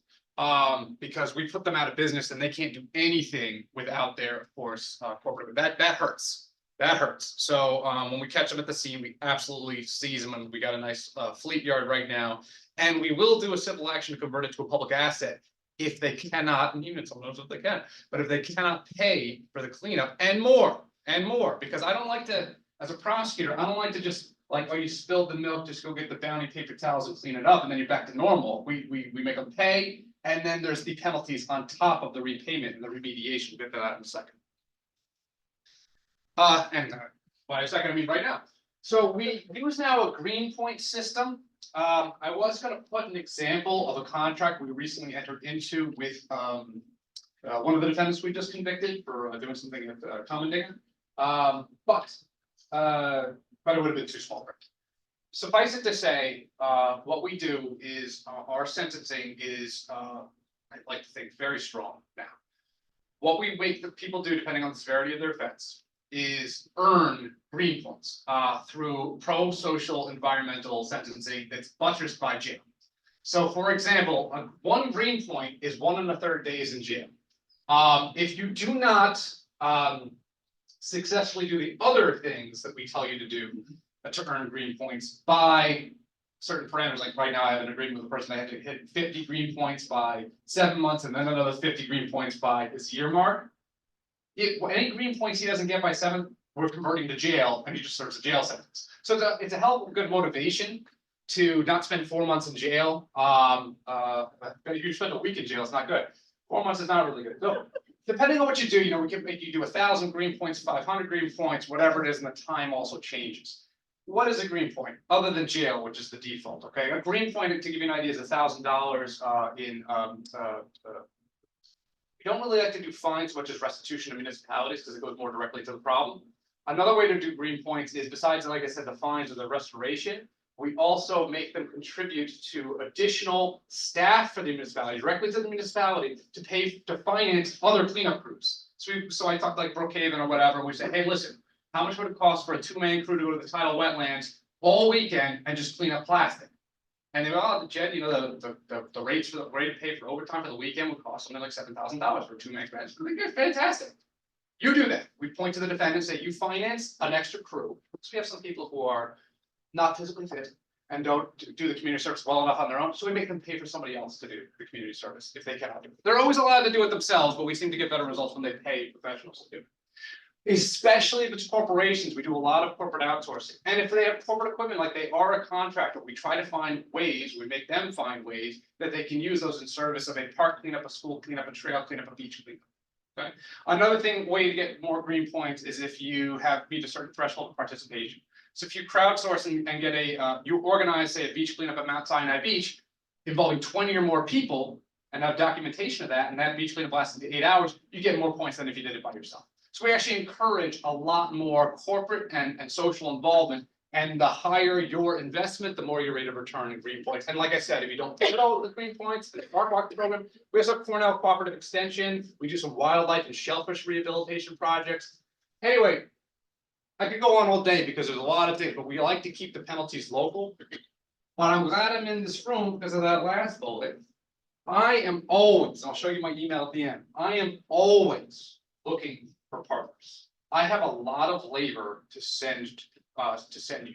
So if you have a recycling program, a community garden, a dump site that you have in your area, whatever you need done environmentally, I will tell them, as the prosecutor in charge, I will tell them that's where you're going to go. I love doing that. The only times I get, it hasn't been so much of an issue here, and Nassau is more of an issue, is sometimes I get a little bit of union pushback, and I really try to work with them, as if they would rather, of course, take the OT of jobs themselves. But we can work with that. I'm not trying to take anybody's jobs or take anybody's money. There's enough projects and enough things to clean up. So park, trail, beach, community garden, recycling, whatever you can think of as sort of leaders in this community, if you have it. I even had somebody taking data on like a re-shellfishing initiative in the Peconic Bay. That's fine. Somebody needs a research aid to go out there and count the shellfish. I'm gonna send them there. And I can also manipulate the green points to help you, because if it really needs to be done, it needs to be done in a hurry, then I'll say, hey, listen, that's for 10 green points. And then it's a good way for them to get it out. So yeah, we do see, unfortunately, a lot of this stupid stuff should be easily thrown out. We see a lot of corporate waste junk. They do fast getaways. The bigger the truck, the bigger the problem, but that's why we started seizing them. Parks Department's been absolutely great since we got them on board. This has come to reality. She was convicted. She is now planting a lot of trees for Arbor Day. Yeah, she was. She also, by the way, had to write a letter of apology to the person she gave. We made. I'm old school like that. I like essays on what you did wrong. No less than 1,000 words. I should have been like a middle school teacher. I want a 1,000-page essay on the benefits of the environment of Southern California. Yeah, and the tires and stuff like that. We were advertising, we were paying for this, and then we have the big stuff, the big loads coming in from Brooklyn. We have a good relationship with some of the investigative entities there. So sometimes when a truck's leaving a yard that maybe Dick is looking at, they'll give us a call and can intersect. So that's always good. Oil, paint, all that liquid. Again, if rainwater can carry it, it goes to the aquifer, and we're just killing ourselves because there's a lot of natural resources we could do without. I think somebody said earlier, it was a great point. Hey, the Earth's going to be just fine. It's not going to be. We're not going to be fine. The Earth's going to be fine without us in a million years. But yeah. So the most precious resource we can protect is, of course, our aquifers, because we cannot live on this island without water. And this is the signage that's going to be improved. So right now the unauthorized use is prohibited. That's not really great. And this is all stupid because it just doesn't do much. I mean, we see it. We are now moving with the county to put all the reward posters right there, the $8,000 figure that the dog walk. I love dog walkers. They get up in the morning, they go for a walk, they really care, they notice the difference in the trail. I also remind everybody the statute of limitations on some of this felony dumping is 5 years. So even if you remember seeing something back in 2019, I'll still take that tip. I'm happy. So that is my email. And again, this is sort of a selfless, it is a shameless solicitation that if you do have, please take my email. If you do have a project, anyway, environmentally friendly, or just personal, you want them to help your favorite aviarist with honeybees in Suffolk County, or establishing something. As long as it's environmental, I'll make sure it figures into our Green Point program. Okay. Thank you very much. All right, everybody, if there's any questions? Question right here in the front. Do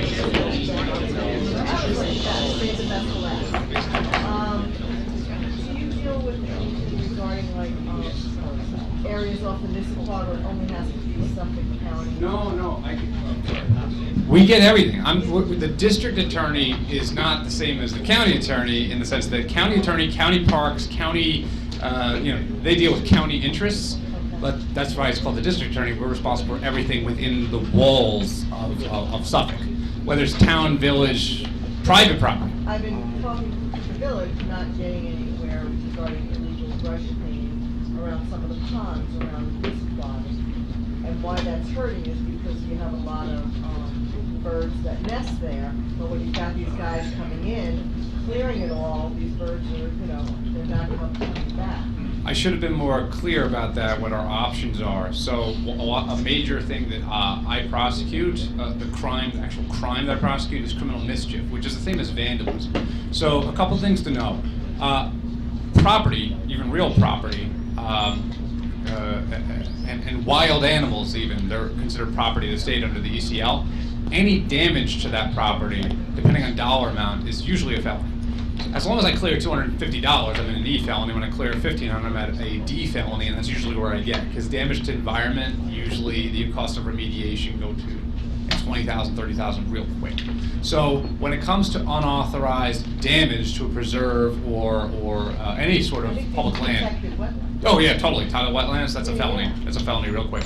So sometimes, all I can say on that is sometimes the villages and towns like to administratively handle through a town code prosecution, but I always have my door open when they want to communicate or anybody else wants to come to us. Yes, absolutely. So you can actually go to the Suffolk County DA website. There's a specific contact us screen, and when you roll down, there's actually a very specific and targeted report an environmental crime.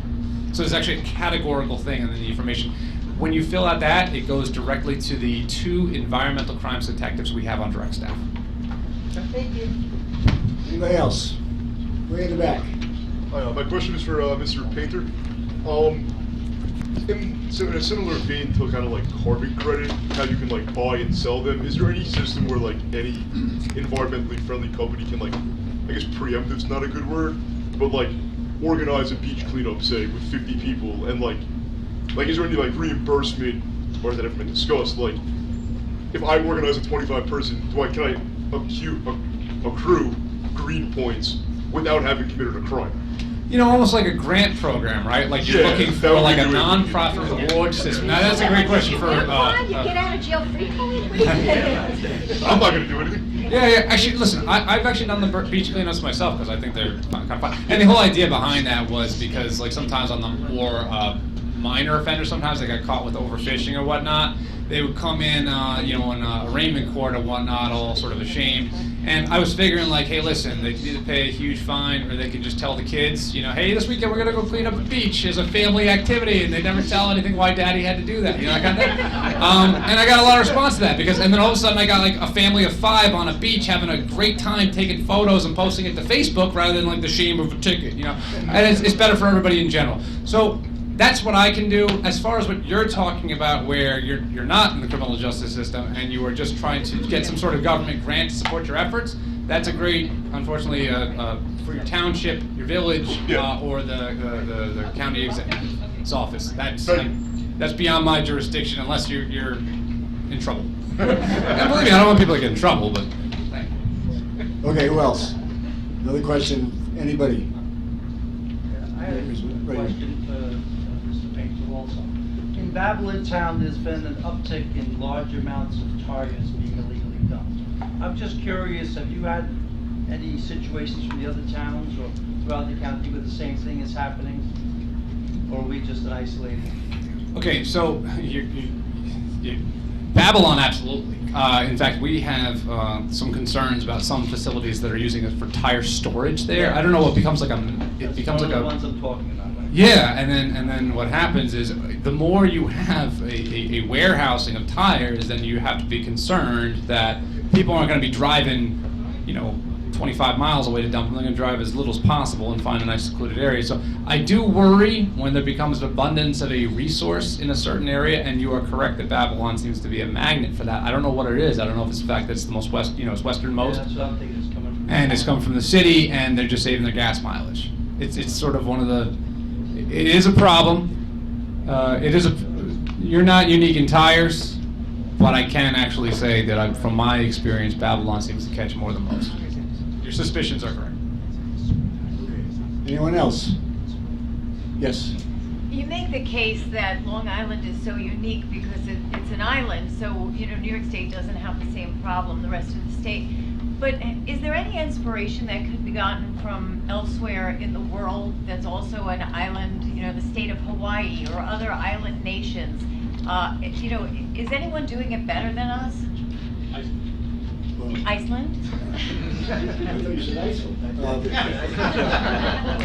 Well, you know, I think if you look at Europe, and we have recently been trying to see what else is out there, but in Europe, and really in Asia too. I mean, for solid waste, the things that are being built are waste energy facilities everywhere. In Denmark, you know, there's the city's waste energy facility is in the downtown area with the Opera House on one side and the palace on the other. And they are very, very easily accepted. And they don't have landfills, basically. That's European approach has been to either completely phase out landfills or really, really restrictive use. So everything goes to the waste energy facility there. And the technology is much better. I mean, one thing we can see in Islip is, you know, we built our facility in 1988, 89 with it's a rotary combustor. It was a decent idea back then, but it's now obsolete. I mean, you can get far better energy recovery from modern combustors, and of course, much, much better air pollution control from modern systems than we have here. So why is that not the answer on Long Island? Well, it would be if we could be sure that the facilities would still operate for long term. Because you need to, if you're going to build, you got to bond. And, you know, if you can't show that you're gonna be operational for the lifetime of the bond, they're not gonna loan you the money. That's the real first fundamental problem. Marty?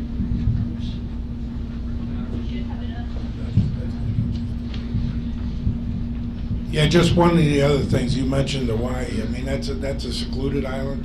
You know, think of Long Island, we still have access on roadways, over bridges and also totally different, but, you know, I've given talks all around the world. I mean, they're looking at us to help them with their, you know, issues on solid waste, actually. I have a question for the district attorney. So it sounds to me like most of the C&Ds coming in from Queens and Brooklyn that has ended up being illegally dumped. Is that accurate? Well, It's cheaper for them to We're ship it here. no? definitely seeing a lot of transport, and I think that just goes to a point made. You know, we're not completely isolated. In fact, we're very accessible with a short trip out from the city. That having been said, no, I see a lot of construction waste. The fill is coming a lot from New York City. The construction waste is unfortunately a lot of local stuff. So I saw a report that Brookhaven is closing a landfill, but you know, a lot of it did come from Brooklyn and Queens, and I guess some 110 landfill as well. You know, that's being dumped properly. Is that correct? I can't speak to any percentages. I don't know. It doesn't matter. You know, just Well, you know, I could speak a little bit to the dumping problem in that, you know, like, for instance, the Roberto Clemente Park dumping case in Islip. came from New York State. That was Phil. Right. And I know, you know, in the nature of that case that they weren't. Roberto Clemente wasn't the only place that got hit. But that's one source. So you've got a construction project in New York City. There's BIC is supposed to regulate the truck. The truck is supposed to take it to. Well, it sounds to me they should put all those cameras right on the LIE. Well, you know, Jed's right, but you know, the city BIC is doing what they can do. Right. But you know, the trouble with a construction job like that, construction guy, the general contractor's got the cement guy coming, you know, in 2 hours, and he says, I need this stuff gone. You got to get this stuff out of here. Some truck shows up, whether it's got the BIC tag on the side or not. They fill it up, that truck disappears, and on they go. It's a time-sensitive thing. One other Out here, observation. though, out here. I've heard. One other observation. It sounds to me like we need a new state-of-the-art, really state-of-the-art, European resource recovery plant here on Long Island, because the ones that we have seem to be sufficient in terms of most of the municipal solid waste. And by the way, in Babylon, I sponsored the bill that gave them the authority as an assemblyman to create their own residential and commercial garbage district. And it is one of the most efficient operations around, and they control it. In fact, it's gone so well, they just upgraded all of the sanitation trucks that they contract with state-of-the-art, you know, low emission, all that stuff. My point is, we've talked about a variety of different things, but we're not talking specifically about solutions as much. A lot of complaints, no solutions. And I didn't hear once talking about the need for a state-of-the-art, European-style resource recovery plant where not only do you have negative emissions, but you have none of that fly ash that we've been reading about in Newsday. Good question. You two guys want to take it? As we know too, a lot of the state of the art comes out of Europe because frankly, they don't have the land, so that's why for decades. Right, so why aren't we doing that? Isn't it because of the state legislature? Isn't it because of the new laws? Because of what? Because of CO2 limitations, You're gonna have to apply to all the so-called new greenhouse regulations. gases. It might get to the point you have to know you're gonna be able to operate. Right now, there's still some uncertainty with regard to air regs, et cetera. Plus, you need supply, you need proper supply of the material. Yeah, I know that, because I sponsored that bill. I get that. My point is this, we spent a lot of time talking about this huge crisis, but we're not talking enough about what are the deliberate steps? In all seriousness, it's Pat, with all due hold on. with all due respect, And a lot of complaints about it's DEC. economics. We should be telling DEC what will work on Long Island. Okay. And it's not about a $5 a ton thing. It's really about having efficient collection and efficient disposal It is, operations, enough to meet the region, not just every little town and hamlet. Two major things. One, you need to cite it. So Yeah, tell I us know where you that. want to cite it. Let us know how well that goes. And secondly, is economics. Frankly, a lot of these innovative technologies, look at it, they're much more expensive. Much more expensive. And Anthony Core is not here. He'll be okay that I'm saying this to you. He's saying that the resource recovery plants can't handle all the material because you look at the seasonal flow, okay? So in the summertime, you can't handle it. Islip, all the four resource recovery plants, if they double their capacity, right, they could handle more waste. The problem is, it's the economy of scale. You're gonna have the capacity up here, and you're not gonna have the waste during the winter time. So where's that coming from? You need to have that income on a regular basis, Pat. You need to have it. So that's why you. John, I get it.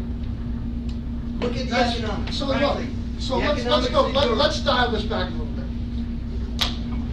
I passed the bottle bill as a county legislator, became a state law. We should increase the deposits on these things, no question about it. Should be recycled. I became a new assemblyman, Tony Noto, because they pulled out of Tri-Town, Right.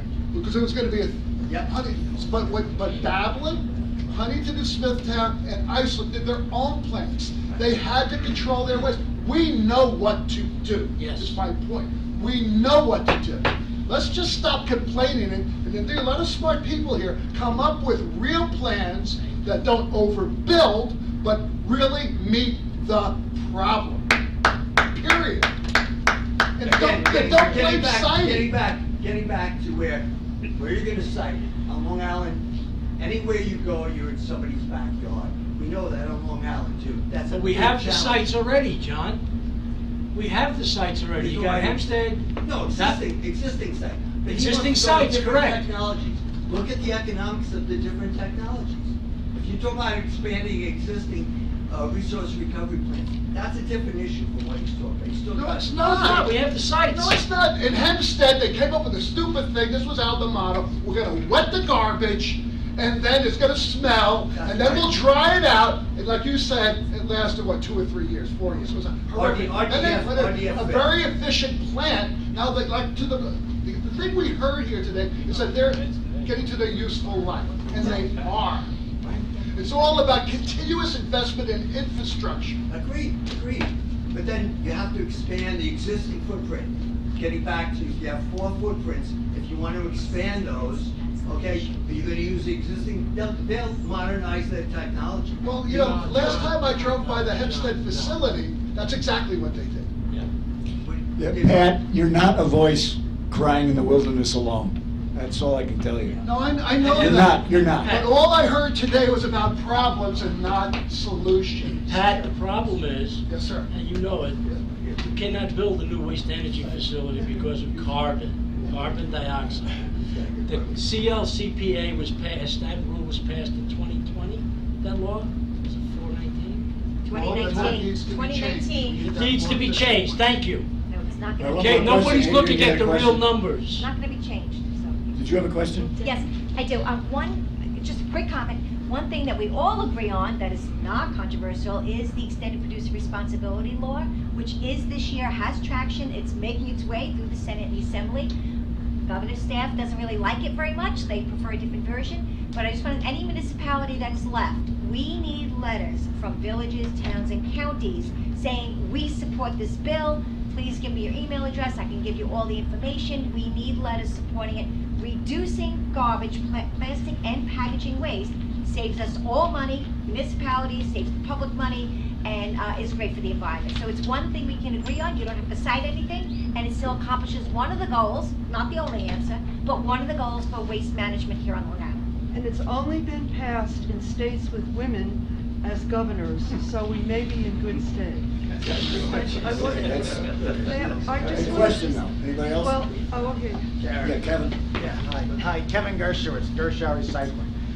a comment and then a question which doesn't really have an answer, but maybe you'll have a comment on it. So I find it a little bit ironic that in my cynical world, that when government passes a cost, raising tolls, MTA tax, that private businesses said, well, figure out how to absorb it, tighten your buckle. And so I get the comment that the added $5 a ton fee has costs. I'd also make the comment every 6 employees is $1 million. So I think it's ironic that on one hand we got government saying, hey, we can't absorb this cost, but on the other hand, government's constantly putting cost on private business, which does get passed through directly to the consumer. But one of the things that I think that we fail as a community to look at is that waste, MSW, C&D, whatever you want to call it, is a commodity, but we don't treat it or think of it as a commodity. So while costs are going up, right, one of our issues is that we don't have enough capacity, right? So if you don't have enough capacity, the cost of entry, the ticket to get your waste in, is going to be higher. So we should be proponents of more facilities on Long Island, whether they're burn, which will be hard to do, or transfer, which we need for redundancy. But when you talk about cost, we have a Northeast issue. Boston's losing its largest regional landfill. New York State, as one of the presenters pointed out, only has 22 operating left, and a lot of them are close to capacity. So over the next decade, or even 5 years, and especially when Brookhaven closes, the cost to get rid of C&D off the island is going to dramatically rise regardless of any other state-mandated costs, simply because the entire Northeast has to go west. And there's only 1 or 2 rail-served landfills in upstate New York, and they're going to get flooded from everywhere else, so everyone has to go into PA and Pennsylvania. And I'm just wondering, has government or anyone here looked at what's the true price predicted going to be? Because $5 on MSW is significant, but the C&D cost on the short-term future is going to go through the roof because we don't have actual disposal options, depositories for C&D. Not in Long Island, not in the Northeast, not really in Connecticut. It's all heading west. What happens to that pricing structure?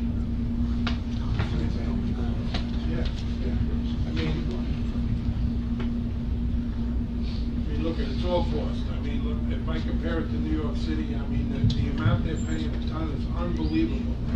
People here wouldn't even understand it. In other words, take for instance, Islip, we burn at the incinerator. It's probably, total cost to us is probably about $98 a ton, okay? I can show you New York City, where they're transporting out from Brooklyn, $258 a ton, okay? They have the money, so that's why they move. But to answer your question, I mean, you're looking at, minimally, another 40 or 50% increase in the next couple of years when you start moving it either on rail or other matters. Just for clarity, isn't the $5 a recommendation in the solid waste management plan? Yeah, not it's a mandate? recommendation, but Okay, that's just wanna not make sure I had it really, right. that cost is gonna be nothing compared to the other stuff I talked about. I know, but we're kind of talking about it like it's a fait accompli. I've seen a lot of advisory documents that don't really get used, so just want to say, we don't know. They've been trying for years to get a surcharge and they haven't got it. That's been recommended in the state plan since 2010, yes, and it's never For the passed. district attorney. But it's on the agenda now. For the district attorney, that's where our illegal dumping is really going to have great growth, for lack of a better description. Because when you look at how C&D is generated, and you get down to the homeowner level, and as you said, the sub after the sub after the sub after the sub after the sub, and whereas today in any transfer station throughout Nassau and Suffolk, the tip fees for a homeowner or a small contractor can be anywhere from $90 to $150. You're talking a $100 increase over 5 years. You're talking that the roofing company that has to get rid of those shingles from Mrs. Smith's house is going to be literally paying double. That's where our illegal dumping is going to go through the roof. So I just want to say, some remarks before. The DA's office, I've been general counsel for a couple different DAs. We're always the last desk that gets the unsolved social problems. Where all it starts, it always lands on our desk because somebody's dumping. or, they didn't fix drug policy, and now we have somebody crashing because they're a drug driver, or whatever it is. We're the last desk it lands on. We don't want to be. We're the only probably enterprise that we want to be out of business. I'm very happy to never prosecute another person ever again, and everybody complies with the law. It's probably a lot of different things at the same time. I think we know that recycling could be a lot more profitable. We have probably like 10, you know better than I do, but it's like only about 10% compliance with recycling of like plastic bottles. Cardboard, the same thing. We're really losing that battle. Reduction is going to be a huge, big part of it. There's certain things that, as we were talking about in Europe, they have that we don't have, where they have more public water supply, so we don't have to buy plastic bottles. They have more carbon trapping and geothermal heat, which probably should be applied here. So listen, I'm all for anything that puts me out of business, quite frankly, because I have absolutely no economic interest in doing what I do. I don't. I would rather, and that's why I'm trying to, for everybody who does commit a crime, I'm trying to have them pay it back tenfold, because quite honestly, that's the only way but even if they're picking up the trash, it's still gotta go somewhere, it's gotta go somewhere lawful. So, I don't like pushing sand around for the rest of my life. I hope this is something we can solve in the next 10 years. So. Yeah. With regards to the EPR ruling, so New York State has for electronics. Yes. Okay, so it's good. paint. It's good and it's bad. What happens is, and this is what I see happening, if you push that on the people in the waste business, like myself, all of a sudden this year, the DEC said, we cannot charge any municipality or business under 50 people to handle their material. So now the EPRs are a OEM-funded program. So basically they go to the OEMs and they force them, mandate to them that they have to recycle in their state. And they come up with a figure. How they come up with the figures is very hard to explain. I just want you to know, but the product one for packaging is very, very different than that, but I understand. It's gonna be different. So what happens is, all of a sudden we had to, no, it's the DC came, so they're controlling our market. And Okay, I wouldn't mind that. You guys, I don't wanna cut your conversation off, but I got David in the back. What do you guys say? Can someone please tell me what the proportion of a typical home renovation goes to disposal costs? When I renovated my house, my disposal cost was a tiny fraction of the overall project cost. If you look at Brookhaven got, what, $50 million in revenues from landfilling C&D, so you count that in with 110 sand, maybe 100 million. What's the home renovation economic multiplier, John? Construction, what's construction on Long Island? It depends what you're renovating, because if you talk about a roof where you need to get disposed of it, or you've got Right. plumbing So or something, my you roof- can recycle it, he's gonna get rid of it a lot cheaper than something he has to dispose of. I understand, but my roof cost me $20,000, right? And maybe it's $1,000 in disposal costs.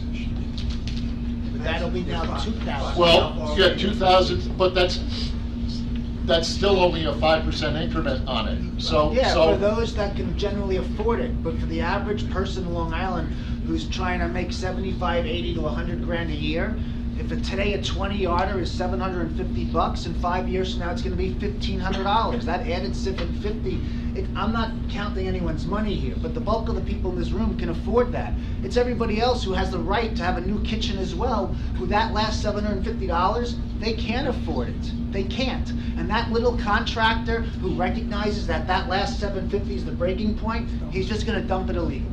That's what's going to occur. But the other thing I've seen is people talk about recycling C&D, and the argument is that there's not enough, that the cost savings from separating things out isn't great enough, considering the labor required to do that. Now, if you increase costs for disposal, maybe you'll start seeing less disposal, because you'll have an incentive now to separate materials. God knows, you look at any C&D dumpster, and there's a tremendous amount of recoverable material. I want to say something about you said about increasing the cost of disposal. Commissioner Northampton said, if we literally increase the cost per ton to get rid of garbage, they will either illegally dump it or they'll send it to another transfer station. No. You know what I mean? Disposal used to be free here on Long Island, and now it isn't. And Nothing's illegal There's- dumping. There are very few things that are free. Yes, yes. I mean, I'm not being funny. No, Just saying but, there but, are very few things. but disposal used to be free. Yeah, that's, so, sitting next to you is actually, one of our, general manager of Omni, and we pay them to help us get rid of certain things. You start increasing cost. It sounds easy, but there's a ramification down the line, and it probably ends up on his desk, part of it at least. So, that's, I understand what you're saying, but that's a rational thought. What happens is, like they were saying earlier, it's an economic-based system. Right. If you charge me more, I'm gonna find someplace cheaper or do it illegally. And I wish we were all better at this, but we're not, and that's where we got this. Yes, sir. Yeah, if I just make a comment, Marty brought it up before, and we're kind of, some people are saying, well, the $5 increase for, is the additional tax on every ton that gets disposed of on Long Island isn't a lot of money. But, and then it's not a lot of money what the remodeler adds, and it's not, listen, I mean, everybody in this room knows this isn't a big this isn't an area where everybody's moving to. This is an area where everybody's leaving. So that $10 of difference does wind up being somebody selling their house or trying to sell their house, which is not the easiest thing to do at times right now. But I think you have to take into consideration, it's the year, listen, I've been in this business for 49 years. I remember when you dumped for free, and we did things for free, or the town did something for free, but the cost of doing business on Long Island is a lot. We all know that. We all live here, we all pay a lot of taxes. But we can't keep adding to it. When the state wants to do something where they want us to go by a certain law or rule, like Pat was saying, or Pat passed, they gotta pick up the tab for it. Well, we have to get, like Ed Romaine said, get our communities together to be one lobbying group to say to the governor and to the state legislature, we're not paying it anymore, because we can't. Look, I own my house, I'm fine. My grandkids, I'm not so sure they'll be able to live here. And we all have the same situation, but to say that these fees, which are really taxes, are not adding to the burden of ourselves and to our children, we're crazy. Yes, we have to keep the environment safe, but when, like Pat said, I know a lot of people are against waste energy plants. We need a new waste energy system, and we have 4 sites. And I'm not saying it'll be at all 4 sites, but maybe 1 or 2 of them can be redone, and it shouldn't be just on our local. The state should be chipping in to pay for it. And if we can, get the federal government to chip in to pay for it. Because if they don't do it, then we will pollute our water supply, and then we won't be, none of us will be here. Just one other thing to mention, the economic status wherever you are, I understand who's the true impactor? It's the community, the disadvantaged community that the state in their plan is trying to take care of, which is okay. But they take care of maybe on the environmental level, but on the monetary level, they're murdering. Thank you. How are we doing? Anything else? I wanted to address Pat Halpin, but everyone, I think he's left. We have a group that's dedicated to stop talking about all this and really finding solutions. It's called Taking a Lead on Zero Waste. Zero waste being the concept of, instead of needing more energy and more, we really reduce our waste. And if you're interested, we have a convening circle that's really a brain trust on searching for these solutions. Just drop your card. There's a big jar back at the table, because we'd love to have you. We meet like every other week, and hopefully we're getting somewhere. Okay, well, thank you very much, everybody, for coming. And, we'll be back next year. Thank you.